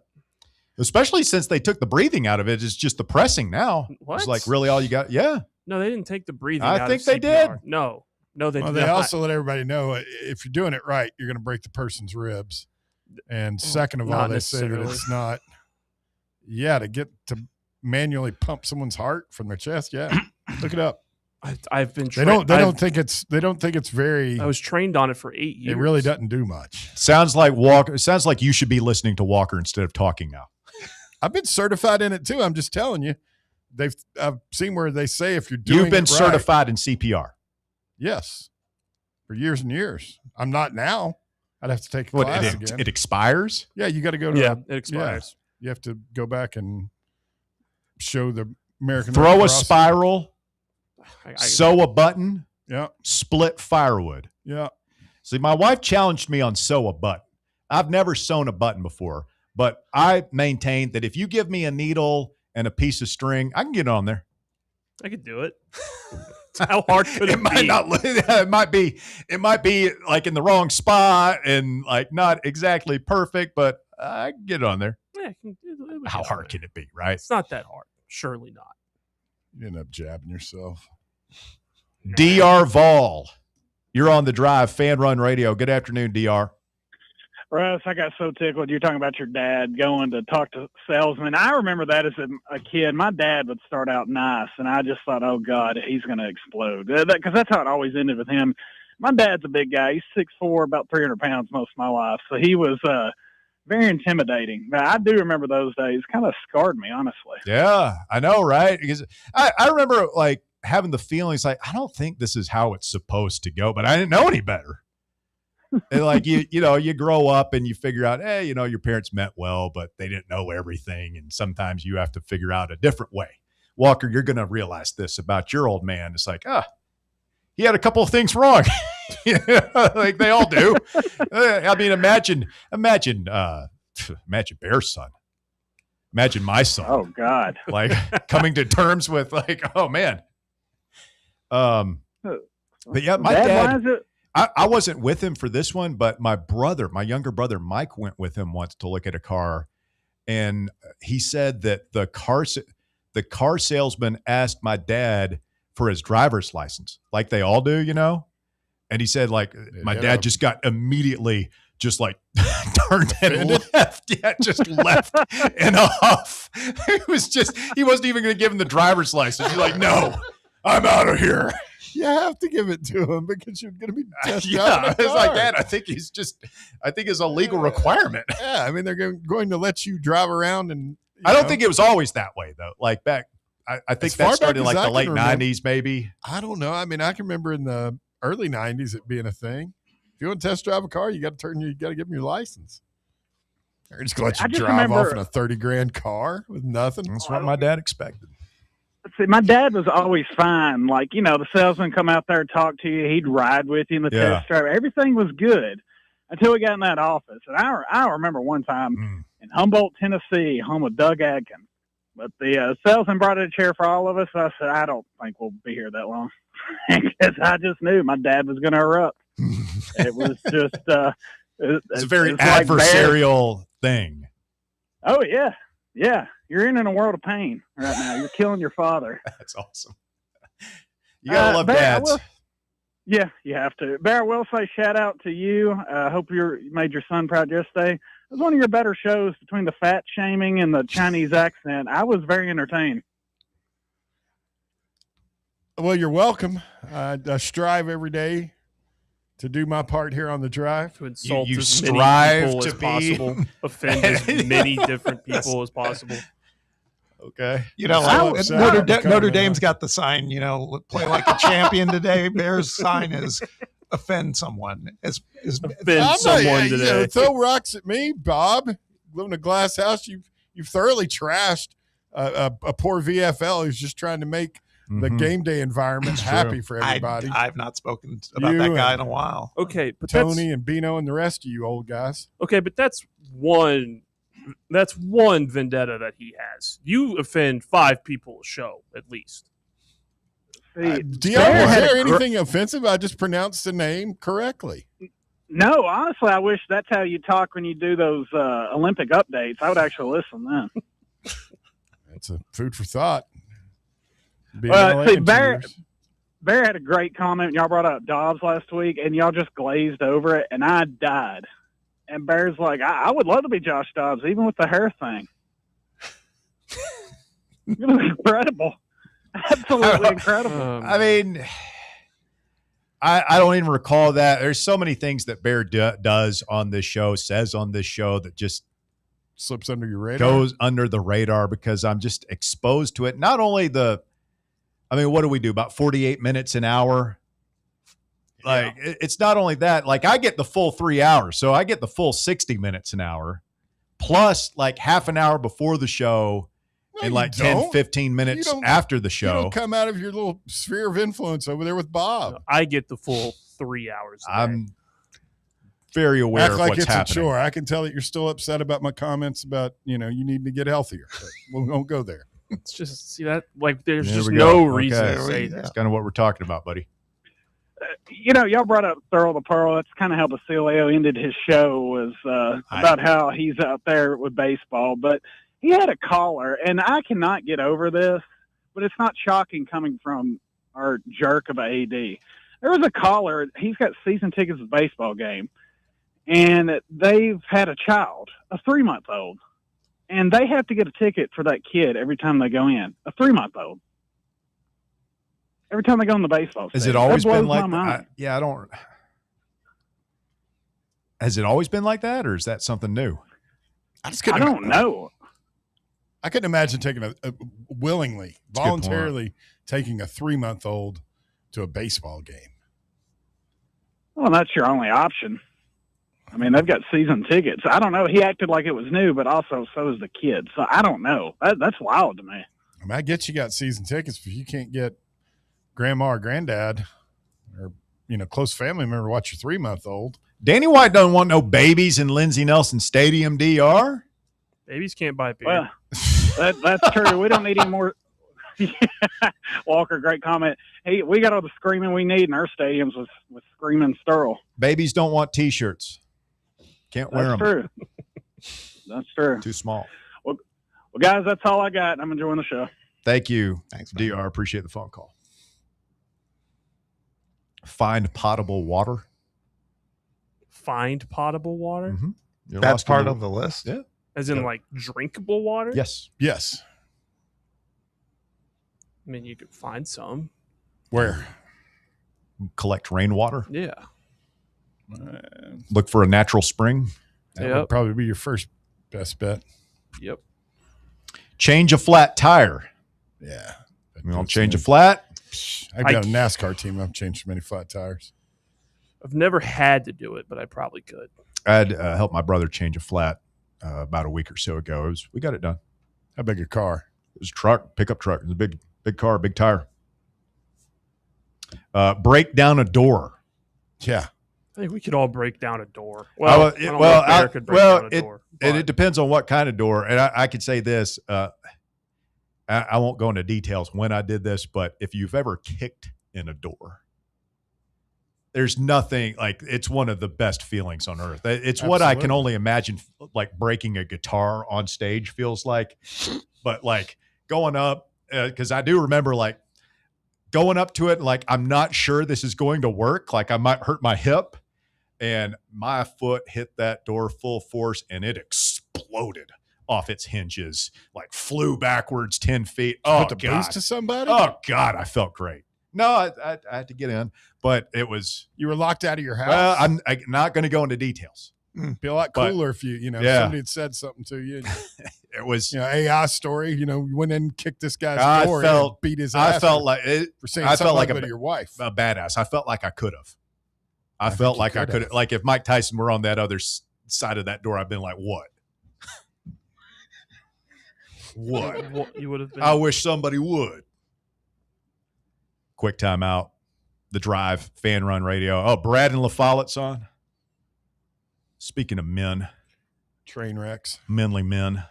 Stay with us. It is The Drive. More Fan Run Radio coming up. The Drive. Tony Basilio, the official voice of the common fan, is now on Fan Run Radio. Fan Run Radio. Tony Basilio. Weekdays from 11 to 1. Be there. It's baseball time in Knoxville. Your Knoxville Smokies are back home all this week. We start the week off Tuesday and jump right into our final matinee game on Wednesday with first pitch at 12:30. Thursday is Knox Vegas Thirsty Thursday with half-off draft beers, and the weekend, you know it's rockin' with Feel Good Friday, dancing with the Smokies on Saturday, and post-game fireworks, and it's halfway to Halloween on Sunday. Don't miss a minute of the action. Reserve your seats now at smokiesbaseball.com. White Claw is taking hard seltzer to new heights with White Claw Surge. At 8% alcohol, White Claw Surge is a stronger wave of refreshment that doesn't compromise on taste. Available in 4 bold waves of flavor like ripe blackberry, citrusy blood orange, zesty natural lime, and tart cranberry. Check out your favorite retailer in-store and online for the White Claw Surge Variety 12-pack and 16-ounce single-serve cans. White Claw Surge. Please drink responsibly. At Knoxville Insurance Group, they understand the challenges many consumers face when searching for insurance coverage. That's why whether it's for you, your family, or your business, they create a coverage plan specifically for your unique needs. Knoxville Insurance Group is an independent firm, which means they aren't beholden to just one insurance company. They search multiple companies, acting as your negotiator to find you the best possible policy and price. Start a quote in minutes at KnoxvilleInsuranceGroup.com or call them today at 865-694-9788. Where are the best ribs in the Volunteer State? Rickard Ridge. Who has the best barbecue catering packages in East Tennessee? Rickard Ridge. And where is the most beautiful setting to enjoy a meal with family and friends? Rickard Ridge. Rickard Ridge Barbecue.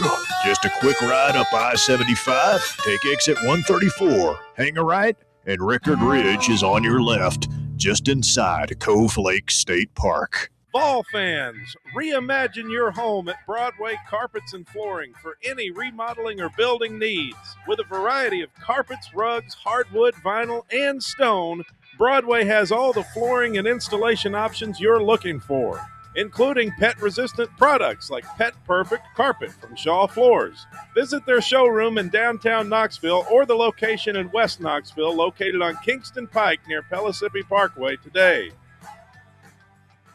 Are you thinking of buying a home but don't know where to start?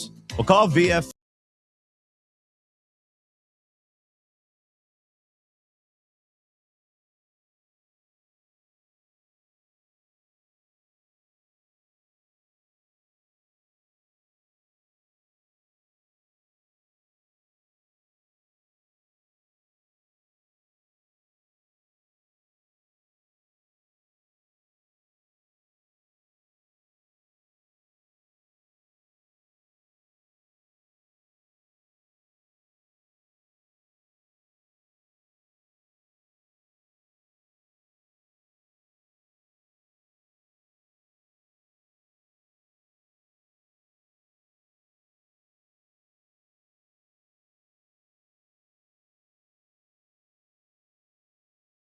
April 21st edition of the show. Final segment of hour number 2.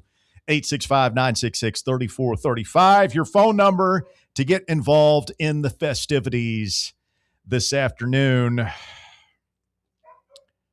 Swim the front stroke, buy a suit, unclog a toilet, navigate a map with a compass. Oh, we've reached the portion of the list that I did one of those things today. Buy a suit? Fact. you Bought a suit? No. No, he unclogged the toilet. Oh. There's no way you used a compass and a Lunch map sat today. heavy Adventure yesterday, huh, Bob. Bobby? Have you seen this pile of crap? 865-966-3435. Brad in La Follette is next. Hello, Brad. You know, Russ, to borrow a line from your commercial, is grinded the stumps on there anywhere? You make it sound dirty. I've never ground a stump, but I mean, it looks fun. That big old stump grinder.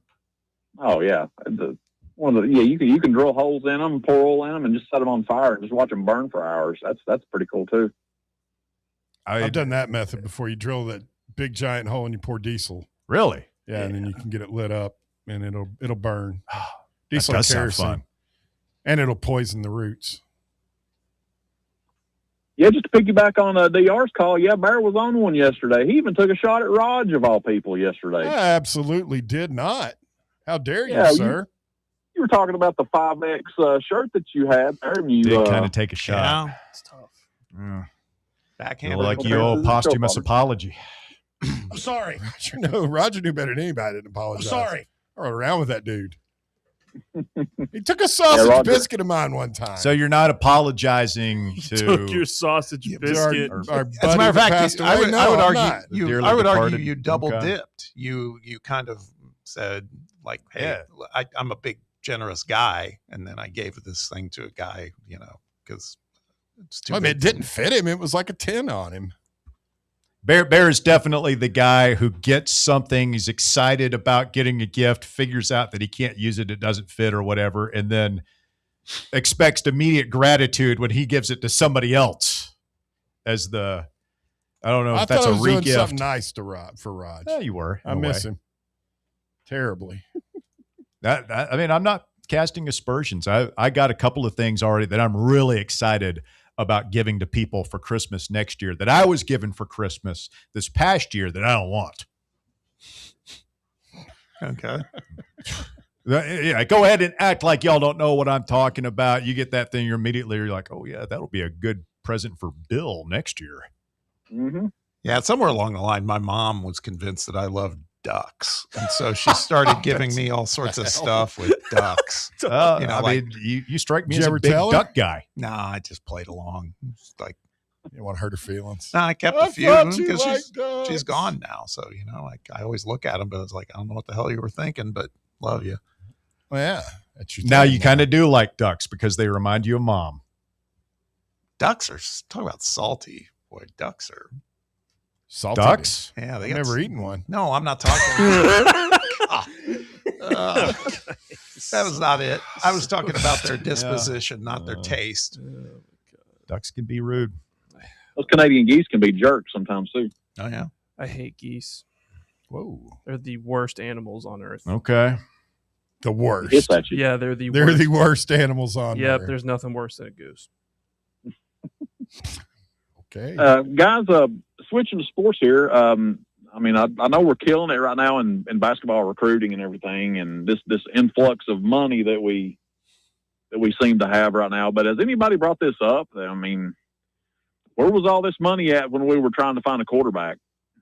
I mean, if that dude from LSU comes in here and dots our eyes real good, I mean, people's going to be bringing that up. I mean, where was this money whenever we were trying to find a quarterback? I don't think there was many proven commodities at quarterback in the portal that people were comfortable maybe pulling the trigger on. I mean, I can't even remember his name. The kid from your guy from Arizona State, Sam Leavitt. I mean, there's no guarantees he's even going to be able to play this year. He's gone through spring practice. He's going to play. I thought he had surgery. He had surgery last season, but everything I've seen from LSU, I don't think they're tackling him or anything, but the early reports where he looked good spring practice. I don't know. I mean, you kind of have a point. No, look, they went after Levitt and Sorsby, and then the narrative we were spun from the people that follow it was that Josh Hypel, Joey Halsley did not see any other quarterbacks in the transfer portal that they liked better than what they already had, and George McIntyre and Faison Brandon. So my position is, I said this last week, okay, I don't want to get into a 6-6 type season next year and be told that our quarterback play isn't good enough. Exactly. Especially if I'm watching Darian Mensah, DJ Lagway, Byron Brown, Grunkmeyer, the guy from Old Dominion go and be productive at their new schools. Don't tell me that, well, we couldn't get anything. No, you didn't really try. You tried with Sorsby and Levitt, and apparently we're getting ready to pay, like, what was our offer to Levitt? Like $5 million or something that LSU had to come in and beat us on? So you had the money. You decided that George McIntyre and Faison Brandon are better than all those other guys that we just listed. So they better be better than all those other guys we list. I'm going to be redneck mad, Bob, if we get told next year that, like, our quarterbacks are just young and inexperienced and all this. It's like, okay, well, you had a chance to do something about that. Yeah. I think there's something to be said, too. Somebody on the live chat just mentioned this. Michael Motes said he feels Hypel doesn't know how to or doesn't like to lean on the boosters for more money like Barnes does. And I think there's some reality to that. I think Barnes that's what happened with Nate Ament last year, right? I mean, that's exactly what happened. Everybody knows the story by now. And Tony, I think, was that way, too, with baseball. Yeah, oh, yeah. They weren't afraid. It's, again, sales, like, the worst that can happen is they say no. Right. Like, you can't get the order unless you ask for it. So, I mean, if Josh Hypel goes to Jim Haslam or Larry Pratt and says, hey, man, Drew Mestamaker, right? The guy from North Texas who followed his coach to Oklahoma State, this is the dude. I can make this guy a star. He'll get us to the playoffs. It's going to cost us $6 million. We don't have it in the budget. It's going to cost an extra $2 million.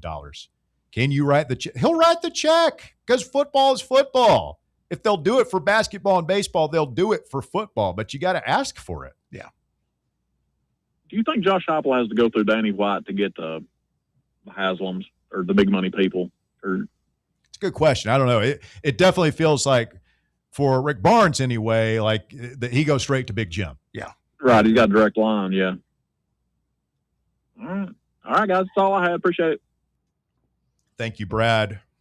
Good to hear from you. Yeah, I don't want to get into next season and our offense is sputtering, and because we know we're good at receiver. We know we're good at running back. Mm-hmm. Offensive line is fine. The only question mark on that side of the ball is quarterback. And we've got a quarterback-centric coach who has generally had productive quarterback play. The least productive quarterback play he had, the team went 10-2. He went to the playoff. Had a good defense that year. Don't come sputtering out of the gates, dropping to Texas and who's the second game? Arkansas, is it? Or is that Auburn? It is Auburn. Don't start out 0-2. Losing to those teams, including a guy who used to be your assistant, who got one of the quarterbacks that you probably could have had in the portal. Don't lose those games and sit up there at the post-game press conference saying, well, our young quarterbacks, it's a work in progress, but we think they're going to be fine. Could happen before Georgia Tech. Yeah. Before that. So where little Mendoza was named their starter. Oh, really? Mm-hmm. Nice. So we'll be playing him. I was just thinking, man, Josh, we should get Josh lined up with some inward half stuff.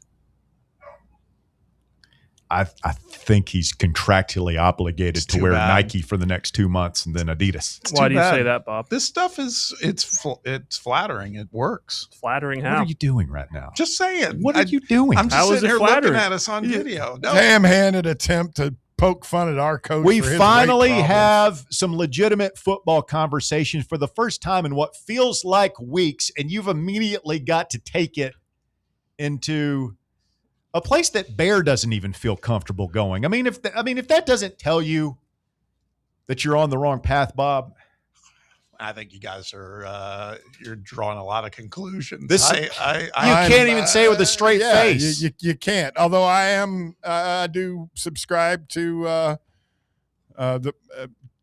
Russell's mom, who thinks that he needs to clean his act up. He can wear whatever he wants to wear. I don't care how he looks. You better have competent quarterback play this year, man. I'm telling you. Like, you think I was mad in the drive-thru today when Karen was ordering for half the damn office. Talk to me about our quarterbacks are too young next year after we lose a close game. And you'll see somebody get Lenore livid. In Roane County rage, huh? Don't we think that's going to happen, though? I'm trying. I'm afraid it's going to happen. It better not happen, man. It's year 6. I'm sorry. Like, we've been very kind to Josh Hypel, I feel like, through the years. I haven't really taken him. Like, if you feel like at any point I was a little bit unfair, Josh Hypel, wait till we lose to Auburn at home, breaking in a new coach, and he gets up there and says our quarterbacks are young and inexperienced. You will see a different side of yours truly. Is it my imagination? Is he a gum chomper? Sorry? Oh, yeah. I think he likes his gum. Yeah. So, like, I don't know if he's Pete Carroll type of gum, but watch some of those pressers. That's what I thought I recalled. Get after a piece of gum. Yeah. I'm torn. I don't want Tennessee to do bad, but man, you guys have no idea what it's like when Russ really loses his mind and cuts a promo on a coach. It's great. Stay with us. Hour number 3 of The Drive coming up right here on Fan Run Radio. The Drive. Fan Run Radio, where Big Orange Country comes to talk sports. Start your morning off with your daily dose of talk sports with John Reed and Cody McClure from 8 to 11. Then it's Tony Basilio from 11 to 1. The Playbook with William Pattison from 1 to 3. And The Drive from 3 to 6. It's 10 hours of hard-hitting local sports radio every day, right here on the flagship station for Tennessee fans. This is Fan Run Radio, Knoxville. Hey, Knoxville! Surfside iced tea and vodka, made with real brewed tea, is only 100 calories, 2 grams of sugar, with no bubbles and no troubles. That's right, 0 carbonation, so it's easy to sip and enjoy. Headed to a game day or party at a friend's house? Bring an iced tea or lemonade variety pack from Surfside, or try their green tea and new raspberry tea vodka. Find the can with the sunset stripes this season. Surfside iced tea and vodka, sold at bars, restaurants, and stores near you. Surfside iced tea and vodka, sunshine in a can. Must be 21 or older. Enjoy responsibly. Are you ready for the start of a new season? Maybe looking for your team to go on a tournament run? Get game day ready with Crumble. Head on over to your nearest location and pick up 12 pre-selected cookies plus exclusive toppers. When you're looking for dessert options, there's no question about who you should call on. Our listeners already know. Last year, the Dubai chocolate was a home run, along with the brownie batter. Oreo crumb was another crowd favorite. What new flavor will set the standard this season? If you're in the Knoxville area, there are 3 locations ready to serve you: Clinton Highway, Parkside Drive, and Maryville. Download the Crumble app to build your best lineup and vote on the best combos. You can even put your bid in to request a new flavor. Order in the app and slide on over to your nearest location. Tell them Fan Run sent you, and as always, it's for the fans, by the fans. Don't miss the cookies. Blackford Veterinary Surgery Referral specializes in surgeries not regularly performed by your pet's general veterinarian. They're currently accepting referrals from vets all across the country. With their newly renovated state-of-the-art surgery center and highly trained staff, clients can rely on professional and thorough care. If your vet says that your pet needs surgery or rehab, ask for a referral to Blackford Vet and let them get your best friend back on its feet. Located conveniently in West Knoxville. For more information, visit blackfordvetsurgery.com. Hear that? That's the sound of your life. Perfectly imperfect. Beating in rhythm to the world you've created. But every time you drive after drinking, music gets drowned out. Your life sounds pretty great. Don't let a buzz ruin it. Buzz driving is drunk driving. Don't drive buzzed. A message from NHTSA and the Ad Council. You're listening to FM 105.7 and AM 1340, WKGN Knoxville, and W289CU Knoxville, Fan Run Radio. Are you ready to show off that confident, radiant smile you've always dreamed of? Well, here at Knoxville Smiles, we're ready to turn your dream into a reality. At Knoxville Smiles, we're more than just a dental practice. We're your partners in achieving optimum oral health. From routine cleanings and checkups to advanced cosmetics and restorative procedures, we offer a wide range of services in an environment that makes every visit a positive and comfortable experience. At Knoxville Smiles, it's about more than just treatments. We're focused on creating a welcoming environment where you feel like family. Our state-of-the-art facilities are designed with your comfort in mind, and our friendly staff is always ready to address your questions and concerns. Don't wait any longer to achieve a beautiful smile you deserve. Schedule your appointment at Knoxville Smiles today and take that first step towards a healthier, happier you. Call us at 865-539-1776 to book your appointment today, or just visit our website at knoxvillesmiles.com. It's time for The Drive's Top 5 at 5. Quitting time on your Tuesday, 5 o'clock here on Fan Run Radio. I'm Russell Smith. Thanks for tuning in to the show. We begin our third and final hour, as always, with a quick look at the news. We call it the Top 5 at 5. Walker Smith has it for us. Walker.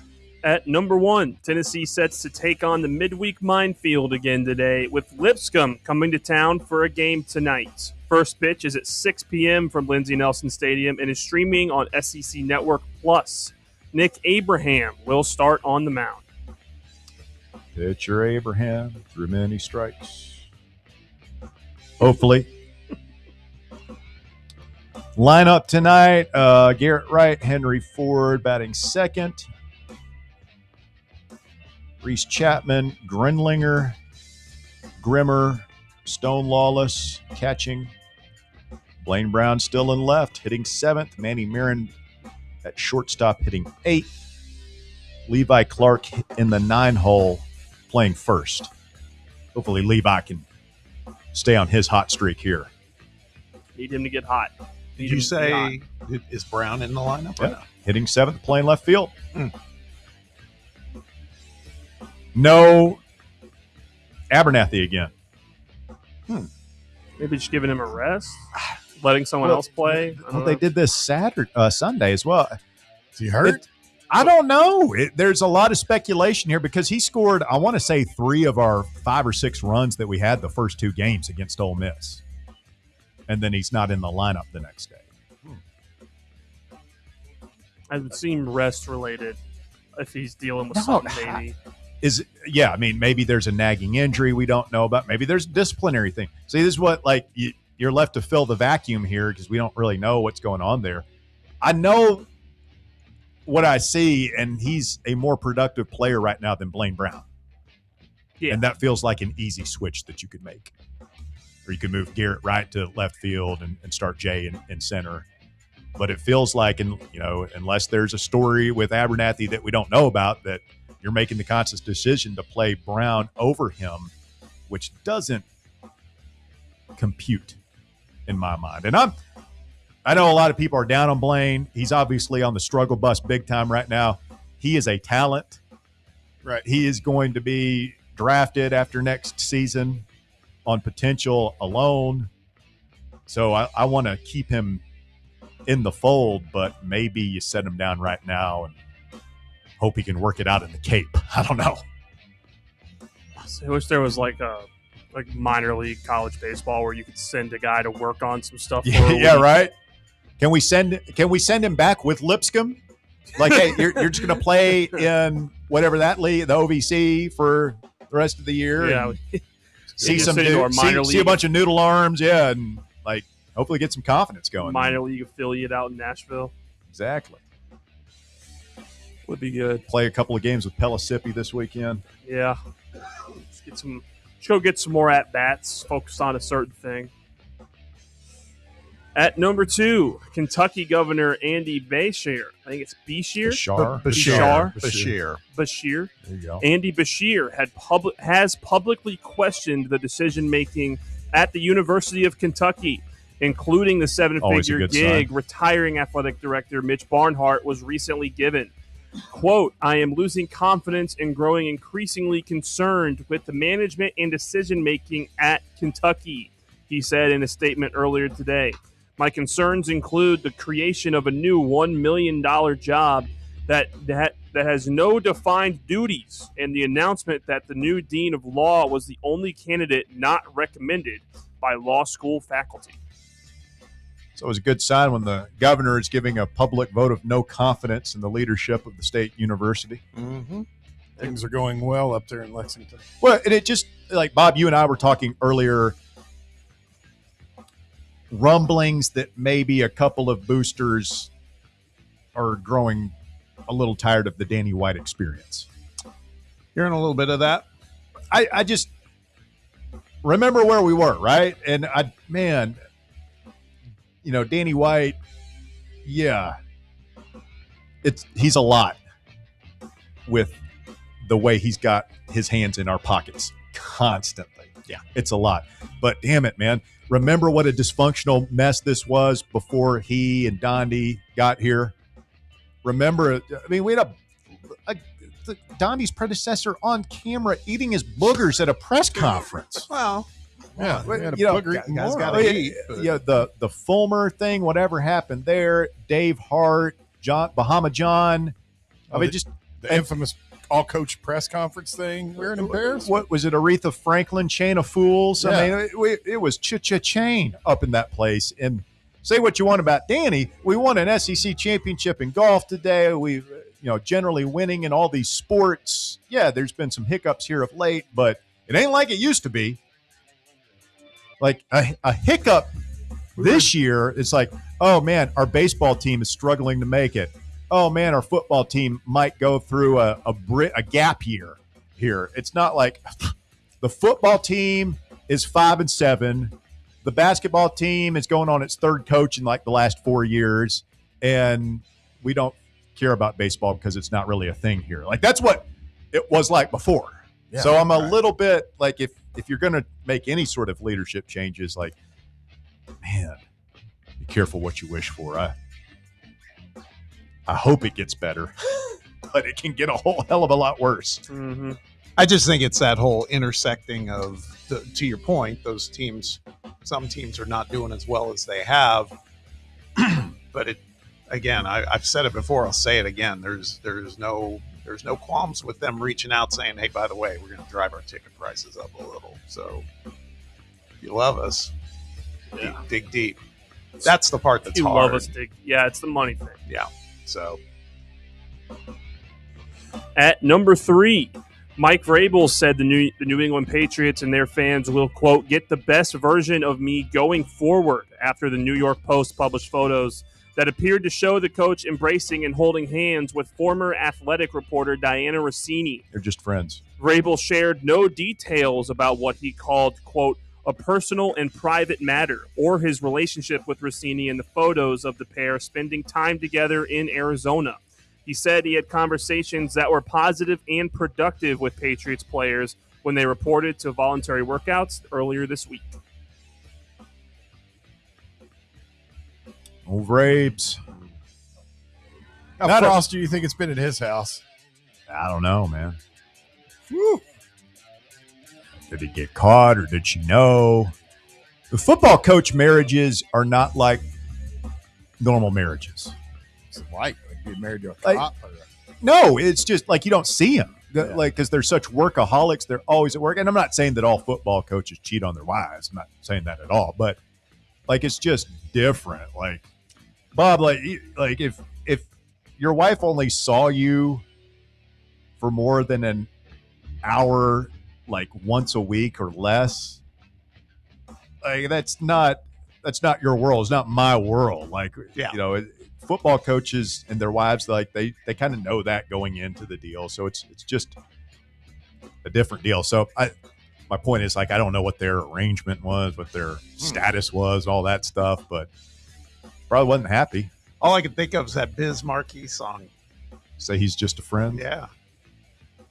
I mean, because that's what he's saying about Rossini. We're friend. He's really not. Yeah, he kind of backed off that today. It's kind of like, hey, look, it is what it is. I'm not going to talk about it. I'm sorry. We're trying to move forward. Yeah. That's what I was saying. It completely undercuts her saying that she was insisting. Well, she just sort of vanished. Like, she went away, right? Yeah. She left the Athletic, like, of her own accord, at least that under her. She was suspended and under investigation by them for breaking. So you think she's going to the podcast verse? Of course. I mean, think about some of these others like Michelle Beadle and some of these others who have they've come unhinged, but then they go and they find a way to. What was Beadle her was deal? she was threatening people last week. Sage Steele kind of went that way. Sage Steele. Scorned Jamel sports Hill. chicks. Yeah. There's a place for you in the podcast verse. Or Substack. You start posting your Right. stuff. I mean, she still got her sources. Yeah. At least most of them. Maybe some of them. Who knows? We haven't seen the last of her. I bet that. I just received maybe the best DM I've ever received on X. Remind me to circle back. All right, we'll go through this quickly then. At number 4, there's another 3-game set of Game 2s tonight in the first round of the NBA playoffs. 76ers play the Celtics at 7 with Boston up 1-0. The Spurs play the Trailblazers at 9 p.m. Excuse me, that's 8 p.m. with San Antonio winning 1-0. And to finish the night, the Lakers play the Rockets at 10:30 with LA up 1-0. All games will be on NBC and Peacock. Well, Timmy Duncan's gone full hippie in his retirement, hasn't he? Yes, he has. I like it. Like that look. I've always been a big Tim Duncan fan. What they call him, the big fundamental. Yeah. Mr. Fundamental. Did anybody see any pictures from San Antonio's Yes. color? It was rush awesome. Thing? Unbelievable. It was awesome. It's like color rush in black and silver. No. It's what they did in the stands. Like we checker or whatever you want to call it. They did their version of it. It was fantastic. It was so cool. Go look up pictures of the Game 1 in San Antonio if you haven't. There have been some people in sports media, I think like Bill Simmons most notably, said it was stupid and gimmicky and stuff like that, but that's it's really cool. Like, you want your fans to get engaged with these types of games and not like they really needed help doing it. San Antonio's a good sports town. All right, Bear, let's play our game here. Oh, yeah. I love this game. Name a Spur. This one should be easy. You would think so. Oh, the skinny kid, Victor that one. Wembanyama. Okay, all right, he got one. I thought we could get that. All right, now let's get serious though. Can you name another Spur? I feel like I should, and probably somebody that I knew of in college. There is definitely one you know of in college. And I just for the life of me can't. Just drawing a blank, Russ. Okay. Devin Booker? Nope.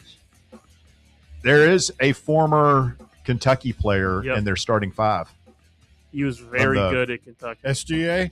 Nope. There's a couple Kentucky players on there. Yeah, there are actually. He'll never get this one. De'Aaron Fox, remember him? Oh, yeah. Didn't like him. Remember Stephon Castle from UConn? He's a really good player. The name sounds familiar. Really good player. Remember Kelly Olynyk from Gonzaga and the You're Celtics? just making up names now. Kelly Olynyk. Kelly Olynyk with the headband and the long hair, looked like sunshine. If you say so. Luke Cornett from Vandy. I do remember that guy. Harrison Barnes from North Carolina. We need to go back. Remember the Orlando Magic players. We'll get to that tomorrow. Yeah, we'll get to that tomorrow. I thought it was 48 hours. I thought it was 24. Can you name a Magic? Zero chance. Zero hope. Desmond Bain. Hey!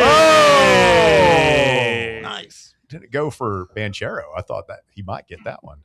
Poncho, as he called it. Poncho. Oh, we still got the kicker here, don't we? You want the kicker? Please, kick me. All right. At number 5, the Finnish Air Force confirmed cadets on a training flight were disciplined for using their flight patterns to create the shapes of male genitalia in the sky. Oh, man. Cadets in the Air Force Guys will be guys. Reserve Officer Pilot course engaged in training exercises on April 13th, and after taking off, Flight Radar Tracking Service showed at least 4 of the planes followed flight patterns that created the shapes of genitals. While there was no danger to air traffic during the exercise, Air Force representatives confirmed the pilots were disciplined for their actions. It just reminds me of the Austin Powers. Look up there in the sky. It looks like a big Willie. Come over here. Yeah. Yes. That was clever. Johnson, get in here. All right. Well done, Walker. A top 5 at 5. So they got disciplined? They were just drawing dongs with the the exhaust from the planes? Yeah. Says I don't know what the was. That's pretty impressive that you could do that. Well, they were flying. They were like flying in formation. 4 of them were. You had to really think that out and imagine like just out for a walk and like looking up in the sky and see a giant floating schlong. Riders. It'd be funny to do over Kiffin's house. Big orange dog. All right, so I just got this DM from an alert listener who will remain nameless. He says, Russ, I'm a teacher at your son's school. Oh, whoa. Young Eli getting a lot of airtime today. Oh. He says, I was talking to him today and was telling him how I listen to your show almost daily. I asked him if he's ever met Bear, and he says, quote, yeah, he's a funny guy. Last time I saw him, he fell out of a chair, end quote. You know, I'm not gonna. One of the few people that I would not attack. I love the little fella. I forgot that he was there for that. He was another witness. We were outside. You were in there by yourself, and we just heard that. I mean, it was a gigantic clatter. Like I thought, like machines had fallen over, screens were broken. Like it sounded like thousands of dollars worth of damage. And I come in, and Bear is just flat on his back. The chair is on the other side of the room, upside down, and Bear's just on his back going, stop making that noise. You said, are you hurt? And I said, I'm not sure yet. I forgot my son was here as a witness. Telling you, that sounds very familiar to what? To another. Oh, he makes the same sound when he falls and lands on his back. Same sound. Another animal in distress. Oh, well, that too.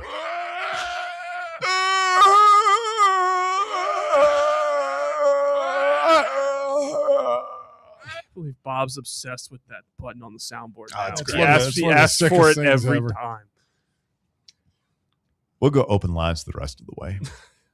865-966-3435. Your phone number to get on board, 966-3435. And let's talk to Phil. Good afternoon, Phil. You're on the drive. It's Fan Run Radio. What's up, Debbie? Philly. How you and the boys doing? Doing well. Hope you are. Y'all had various subject topics there. I don't want to go back to this Nico stuff you're talking about. You know, the more I think about it, if we had Nico as our quarterback last year, we'd probably gone 10-2. Now, Phil, you at the time, I remember saying, like, after he left, and 90%, maybe 99% of Vol Nation was against Nico. We were giving Josh Hypel props for doing the right thing and telling him enough is enough. Go ahead, pack, go and get. And I remember at the time, you said we should have paid him. Yeah, I mean, should have paid the daddy. That's where the problem is. You got to get that daddy behind closed doors. Is this what you're going to get? And keep your mouth shut. What I mean, Bob, people personally when it comes to dealing with these damn family people. In hindsight, if you had paid Nico and their family, Big Nick, the ransom, which essentially was, they were trying to hold you hostage. If you just got on and paid it, what were we last year? 8-4. Yep. Was that 9-3, maybe 10-2? Maybe you win that Oklahoma game. Yeah, Georgia, possibly. Here's the thing: they would have come back and done the same. Sure, same thing again this year. If you had gone ahead and paid them, we wouldn't be talking about 6.5 wins right now, would we?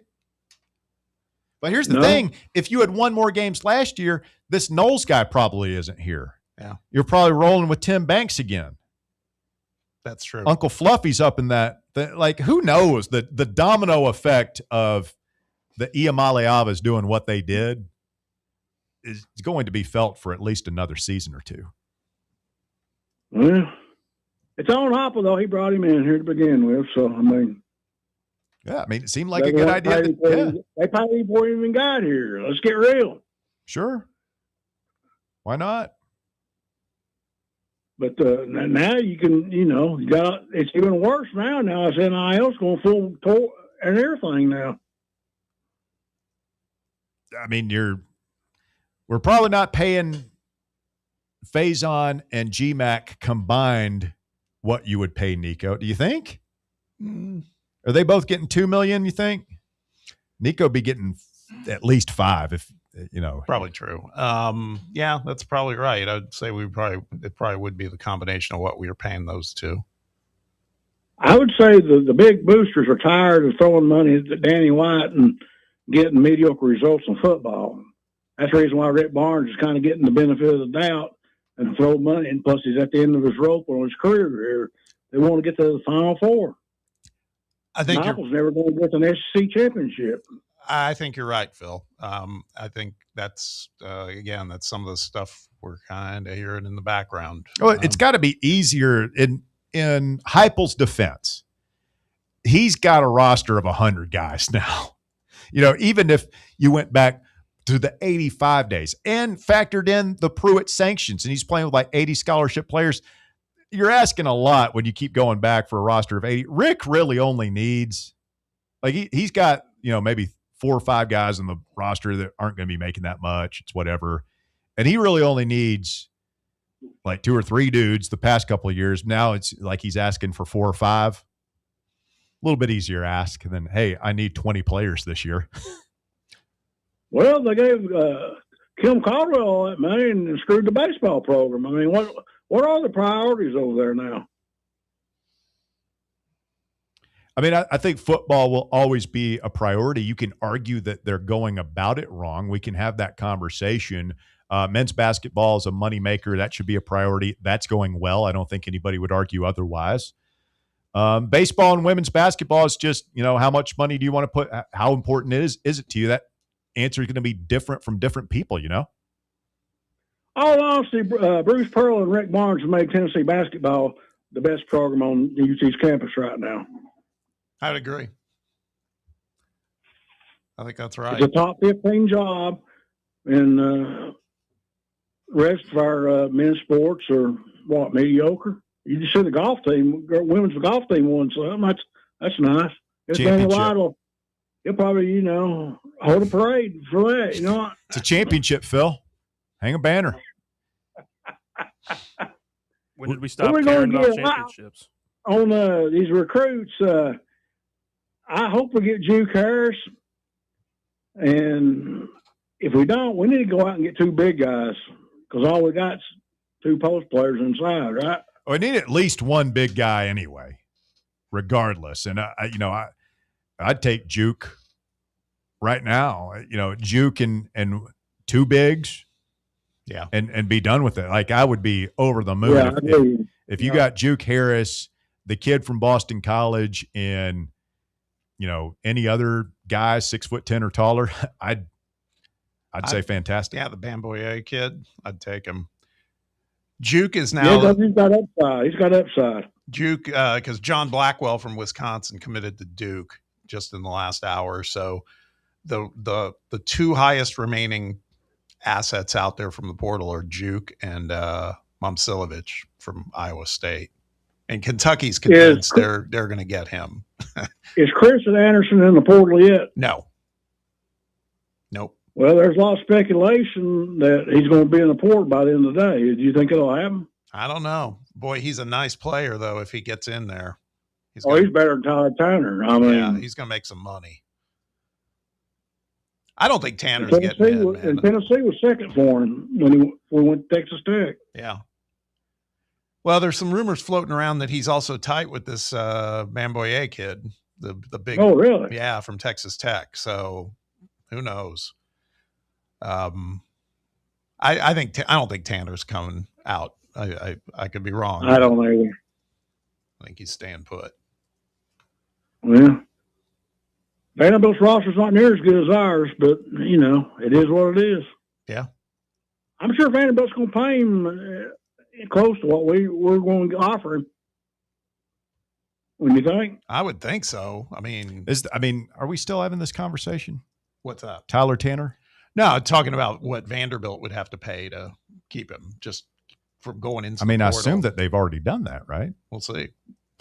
You think there's a chance he could pop in here at the last minute? Well, not necessarily here. I'm just saying that, I'm saying pop into the portal in the next. I don't know. I don't think he will. I don't think he will. We're Phil and I are just kind of contemplating what we think Vanderbilt, what they're able to pay him. I guess my thing is surely they've already worked that out. Yeah. Well, I'll tell you what, the SEC is going to be good in basketball next year, and Kentucky's going to be one of the worst teams in the SEC. That's too bad. I don't think I've ever seen that in my lifetime. Have you? No, it's refreshing, really. It's going to be fun. It's going to be fun. Well, hopefully we can beat them. Yeah. Well, maybe Barnes is letting Pope, keep him around a little bit longer so he can still be crummy and still beat us. We could call it the rope of Pope. He's letting Pope get a couple of wins just so he can keep that job. The old rope of Pope. Pope Cope is good too, man. I'm proud of myself. Tony B was called Pope on a rope. Well, remember they had Stoops and Poops for a minute there. Yeah. Now they got Pope and the Dope. It is. Willie. I hope I'm not tempting anything, but I do enjoy those people being in agony right now. It's tough, man. It's the one thing they care about more than anything. They did get a quarterback. Did they get the number 2 overall quarterback in the class of 2027? Did I see that correctly? I hadn't seen that, but they don't care about that. They don't. Let me go look. They would burn every other sport down if you guarantee them every one of those mouth breathers would make the deal right now. If you guarantee them Final Fours every year, sure, they could care less about anything. How are we going to handle a trip up there to Kroger Field? Not Kroger Field. What do they call that place? Kroger Field. No, that's their football stadium. What's their Corrupt Arena? No, their baseball is like Kentucky Proud Park or something. Yes, you're right. That's what it's called, like Kentucky Proud. You got to go up there. It's the most generic cookie cutter place. It's been such we've struggled up there, man. Yeah. Oh, they'll be those guys. We've struggled up there when we're good. Those guys will be like line dancing over by the dugout. Oh my God, in their wigs. Yeah. Drinking juice boxes. I just remember that punk catcher they had that dyed his mustache blue. Oh my God, that guy, that freaking guy. Girl. Yeah, Kentucky got the 6th overall quarterback in the class of 2027 for a guy from Arlington Heights, Illinois. Who's their coach now? Kentucky's still recruiting high school quarterbacks. Will Stein, that's so cute. Guess we are still too. It's kind of sad. I'm just looking at Field of 68's portal rankings as far as players. Their top 100, there's only 14 or 15 left that aren't taken. And that doesn't include somebody who might enter the portal tonight. Yeah. All right, we'll talk about that a little bit more. Tyler Tanner, certainly a lot of speculation. Will he or won't he? He's got, I guess, 6.5 hours to do it if he's going to do it. Time to poop or get off the pot. We'll talk about what that could mean, not only for Vandy, Tennessee, but elsewhere when we continue. Plus, more of your phone calls, 865-966-3435. Your number. Back with more after this. The Drive. Catch up with all things Fan Run by subscribing to our podcast feed. Like, rate, and download the show from the Fan Run app or wherever you get your podcasts. A brand built in Tennessee.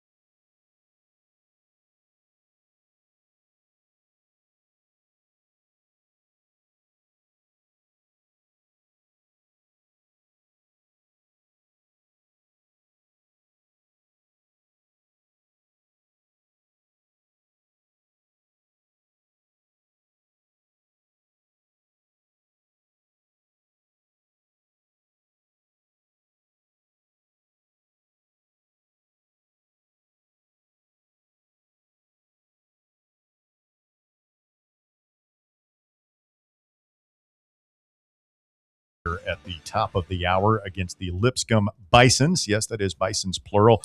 Magic Mike says Kentucky has replaced the 7th inning stretch up there with a team musical edition of the Coal Miner's Daughter. Oh, that's good. That's good. Well done, Magic Mike. Hey, by the way, I did a little bit of research. Bisons is plural of bison is bison. Certainly is. We have to do this again. Like I promise you, it's the Lipscomb Bisons. Oh no, I know. I'm not doubting you. I'm just saying that I'm not doubting you. We've kind of ignorant.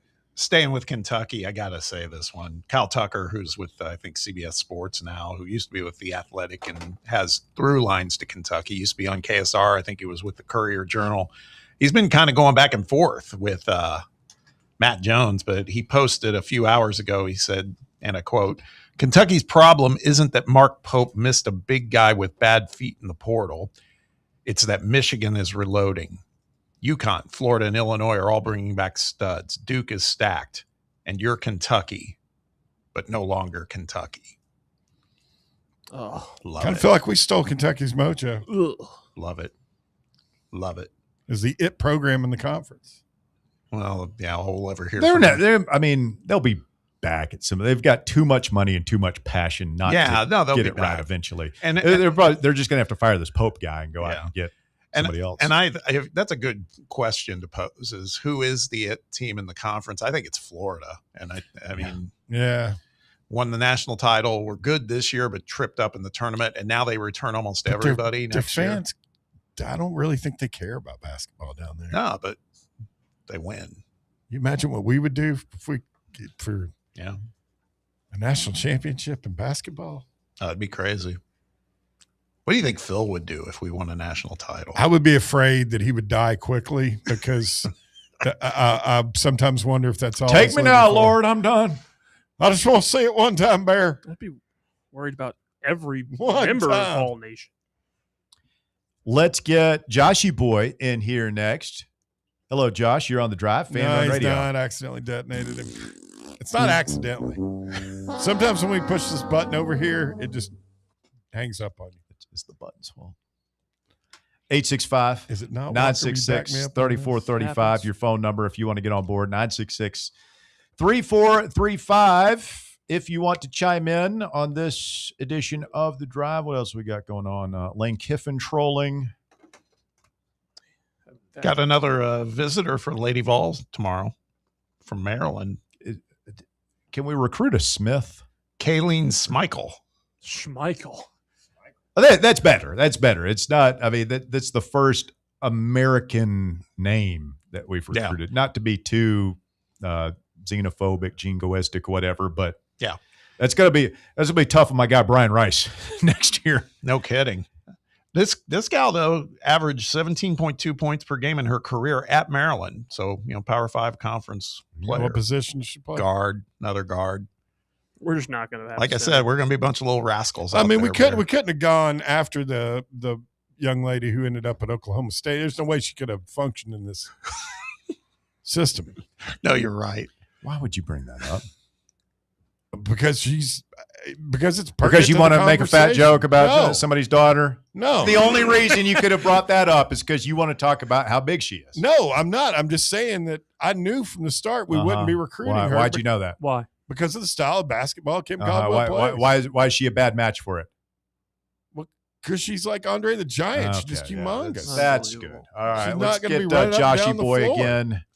Josh, you're on the drive. It's Fan Run Radio. Hey, you guys got me. We got you. Go ahead, brother.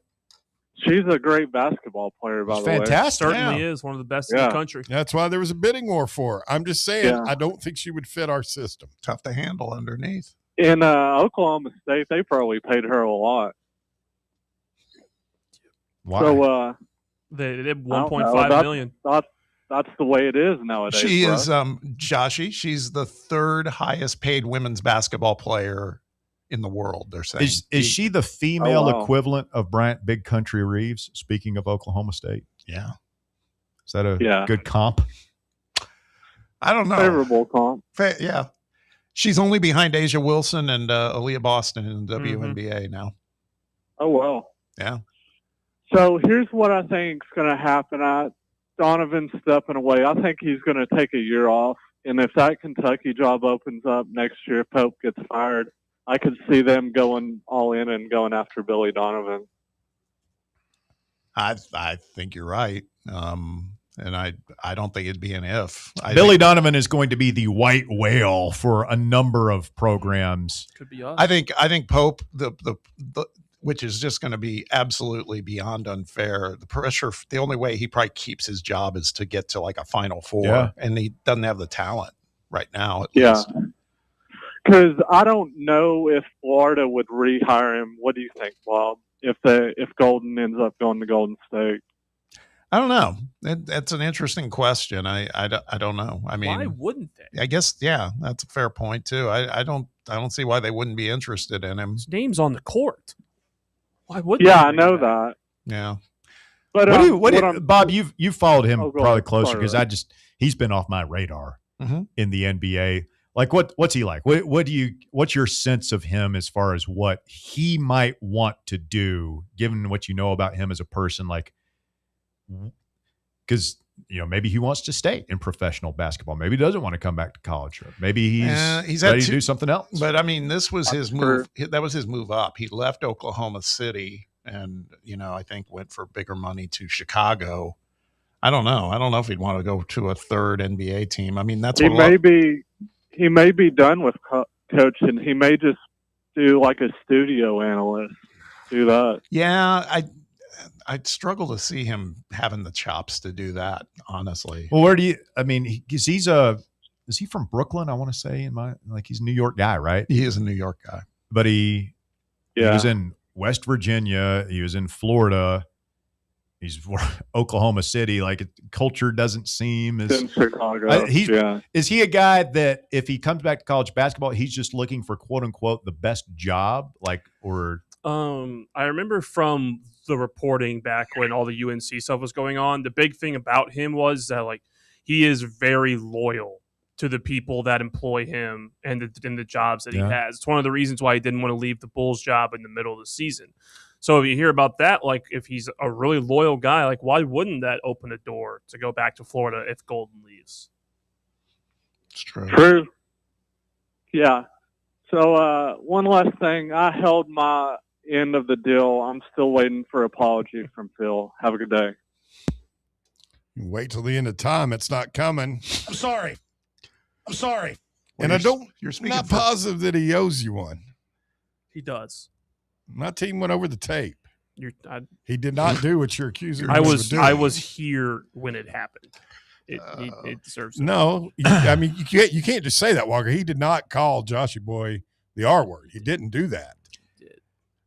So what did he say? What is your position? What did he call it? Well, no, I mean DR Vols sent me he's got the tape from that day. What did he say? Joshy Boy's takes are the R word. Yeah. What's the difference? It's subtle, but there is a difference. I feel like so you're battling over semantics. Yeah, I mean, he did not say Joshy Boy is the R word. All right. That's what you're saying. That's patently false. He said his takes were. Well, it's not patently. It's like you're splitting hairs. We're working in the gray area. It's not really splitting. You're splitting hairs. Bob, what do you think? Is an apology owed? I don't know. I think they could just. Bob's like, I don't care. I'm looking at transfer portal stuff. There's some good stuff happening, so that's what I want to. That's what I'm focused with. Real quick before we get to that. Yes. Yeah, I threw this out just offhandedly earlier, but I mean it's out there now. Rick Barnes has a great season that ends however it ends next year. And says, you know what, that's it for me.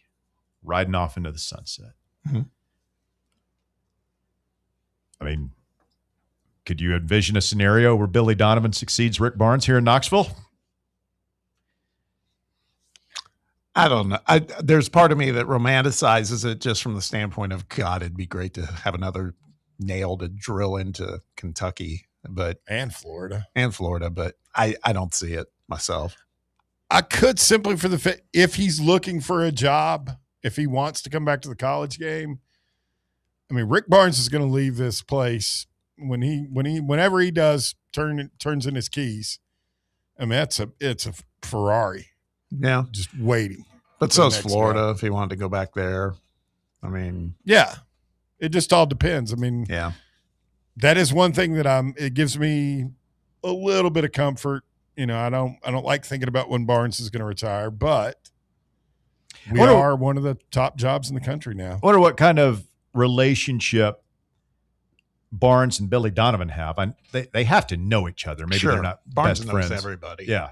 Yeah. And I wonder what kind of relationship Danny White has with Billy Donovan, given the ties to Florida with his brother. Danny White's he knows everybody too, just because like he grew up in, his dad was an athletics director. They lived all over the place. He's a basketball player. He played basketball guy. They got to be close to the same age. I mean, you talk about a coup. Like, you don't think Danny White, that ego, would love to be the guy that trots Billy Donovan back up there onto that stage for an introductory press conference? The guy who landed the white whale? Eddie Munster himself. It's true.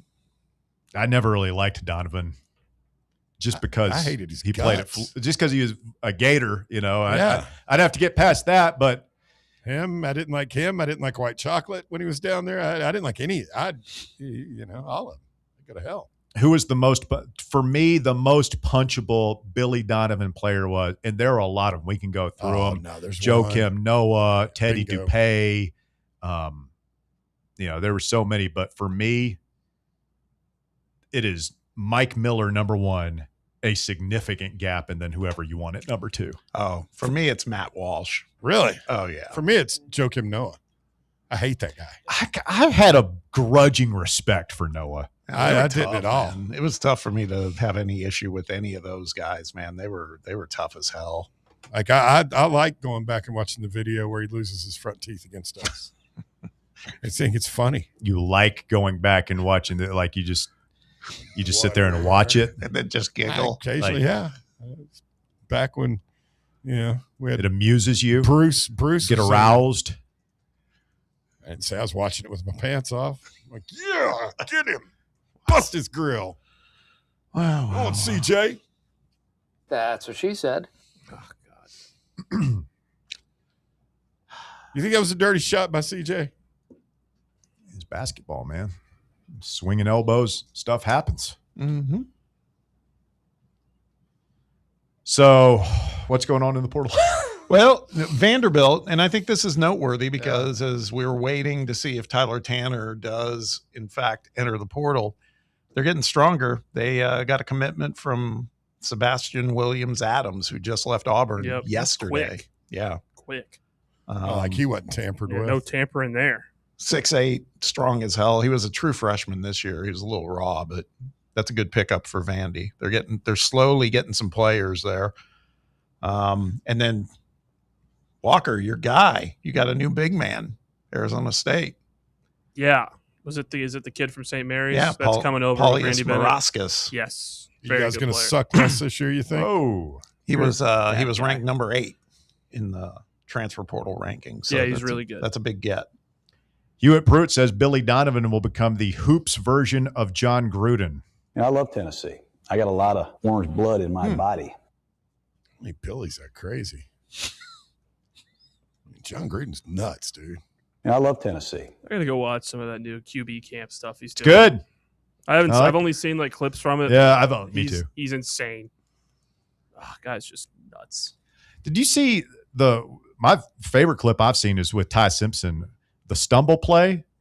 You guys seen that? I didn't see that one. They showed like a play that they ran for a touchdown. I want to say against South Florida or somebody where like he turns around and stumbles. Yeah. Like he almost falls down. And the running back almost falls down too. Like it looked weird, like they almost tripped over each other or something. But then he gets up and throws for a touchdown. And Gruden's kidding him about it. He's like, that's just how you drew it up, right? And he's like, yeah, that's actually like a play we run. We call it like stumble bums or something. Yeah, because DBs come off the wide receivers, right? Yeah, and Gruden's looking at him like has just this insane look on his face. He's like, what? You're telling me you drew that up? He's like, yeah. And then they show them like he does the second part of the Gruden QB camp is like he takes him out on the field and walks him through stuff. And he says, Run that stumble bum play for me one more time. I love Tennessee. I like that better than Spider 2. Why banana? Oh, it's so I love Tennessee. My favorite clip of his is last year, Jackson Dart, and it's happened a couple of times this year where he just hates that college quarterbacks clap and don't have their own snap cadence. Posty25 says, if you can trust anyone, it's definitely, quote, Bears team, end quote. And it's DR Vol. He's the archivist. That's not a team. That's just your buddy. That's just a caller to this show. That's not a team. I've got other guys out there. Yeah, Bear and DR, real think tank of geniuses right there. Whoa. A true all-star team. I don't like the way you're talking about DR. A guy with a severe case of midget phobia and a guy who can't stay in a chair. Speaking of real that, elite sniper force you've assembled there, Bear. on the live chat, I can't stand. you opened the door on it, Jonesy said, Bear giggling, watching Joakim Noah giggling and falling out of his chair. Yeah, you better buckle up before you go and watch that film tonight there, buddy. Strap your helmet His on. grill broken out. It was great. I hate that guy. Quick timeout. The shocking conclusion of the drive coming up next. It's Fan Run Radio. Start your morning off with your daily dose of talk sports with John Reed and Cody McClure from 8 to 11, right here on the flagship station for Tennessee fans, Fan Run Radio. What kind of day is it? It's a White Claw day. Grab a pack, grab your friends. Everything else in life can wait. Your friends shouldn't. Let's go. White Claw. Grab life by the claw. Please drink responsibly. Hard seltzer with flavors. White Claw Seltzer Works, Chicago, Illinois. It's baseball time in Knoxville. Your Knoxville Smokies are back home all this week. We start the week off Tuesday and jump right into our final matinee game on Wednesday with first pitch at 12:30. Thursday is Knox Vegas Thirsty Thursday with half-off draft beers, and the weekend, you know it's rockin' with Feel Good Friday, dancing with the Smokies on Saturday, and post-game fireworks, and it's halfway to Halloween on Sunday. Don't miss a minute of the action. Reserve your seats now at SmokiesBaseball.com. Citizens National Bank. Life is more fun with a Good Life account, offering extra benefits, including bank travel. Experience the trip of a lifetime to Ireland. Explore rolling green hills, historic castles, and charming villages across the Emerald Isle. Get in on the fun. Call 865-429-7935 today. Citizens National Bank. Banking never felt so good. Member FDIC. Located in Knoxville's historic Old City, Barley's offers great food, live music, the best draft beer selection in town, and now your new favorite place to watch sports. Their indoor projector is perfect for any weather, and they've revamped their upstairs area with more TVs to take in all of the action. Their menu features hand-battered chicken tenders, juicy burgers, fresh salads, and the tastiest pizza in Knoxville. You can enjoy their happy hour drink specials daily from open until 6 p.m. Barley's Tap Room and Pizzeria. Okay, so we really need uniforms and equipment for this season. Can I trust you with that? Cool, just order them online. What? Yeah, I'm going to hop online and I'm going to get them ordered. Hold up, that's not a good idea. We shouldn't just spend money on some random online retailer, okay? I mean, it seems pretty convenient. Trust me, it's a terrible idea. Let me simplify this for you. SM Athletics. Okay, how do you pronounce it? SM Athletics? They're the go-to for uniforms and equipment, whether it's for universities, high schools, youth leagues, you name it. So...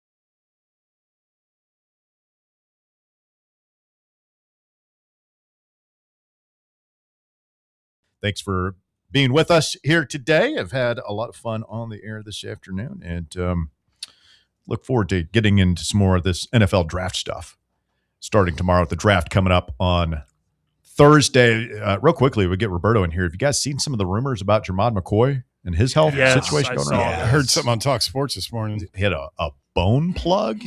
That sounds. It sounds. You know what sounds? What it reminds me of sounds like is big from Greg Oden.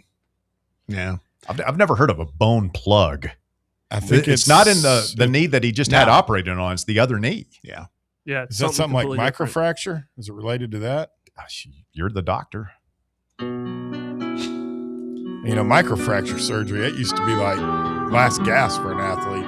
The word plug is not a good word to be used. No. Like you want like joiner or a plug? I don't know, bridge or something. You don't want a plug. A plug's like what I put in my shower drain. He may not get is this a dental problem?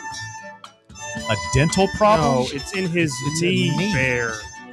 Oh, it's a tibial bone plug. Okay, now I see it.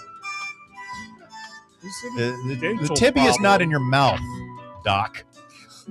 I mean, they won't even know if he's recovered. It's like 3 to 6 month recovery for the surgery. He ain't getting drafted in the first round. Should come back. Bone plugs in harmony, baby. That may be one of the greatest things you've ever said, done. Bob. Roberto, you're on the drive. It's Fan Run Radio. Good afternoon, sir. Bilateral tibial plateau fracture survivor checking in. That sounds painful. Let me tell you, anything. Yeah. So confirming that's not in your mouth, knees. right? Just making sure. That's what she said. Yeah. I found actually the most interesting part of the show today. I hate to tell you it wasn't sports, but your man list. I was just thinking about that. Did any of you do this when you were a kid? Did any of you do this when you were a kid, where you and your friends sat around? It's like, this is what a man would do, and then you're like kill a deer and skin it, and learn how to gut a deer, or anything like that. That's what this list is essentially. It sounds like. Is there anything that you guys say is like patently manly that you don't do well? Though you can do it, but you don't do it well. Anybody? I'm sure if you gave me some time to think about it, I could come up with a bunch of things. Probably not a good one. Of ours was catch fish without a hook. Oh, and then gut it and clean it. Oh yeah, I can't do that.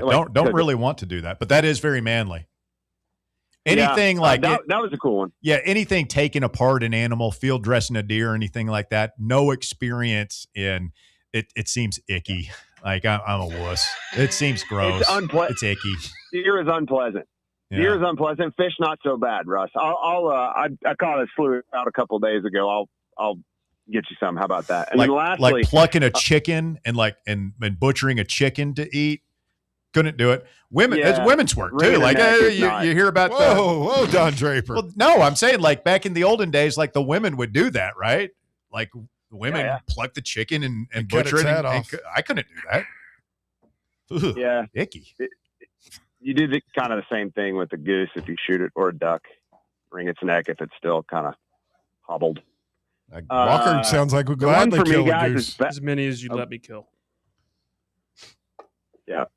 I will own this, and I will stand the test of ridicule. Backing a trailer, I'm terrible at it. I can do it. That's hard. But it is. That is hard. It is. Yeah. Oh my God. I can't. It's a misery.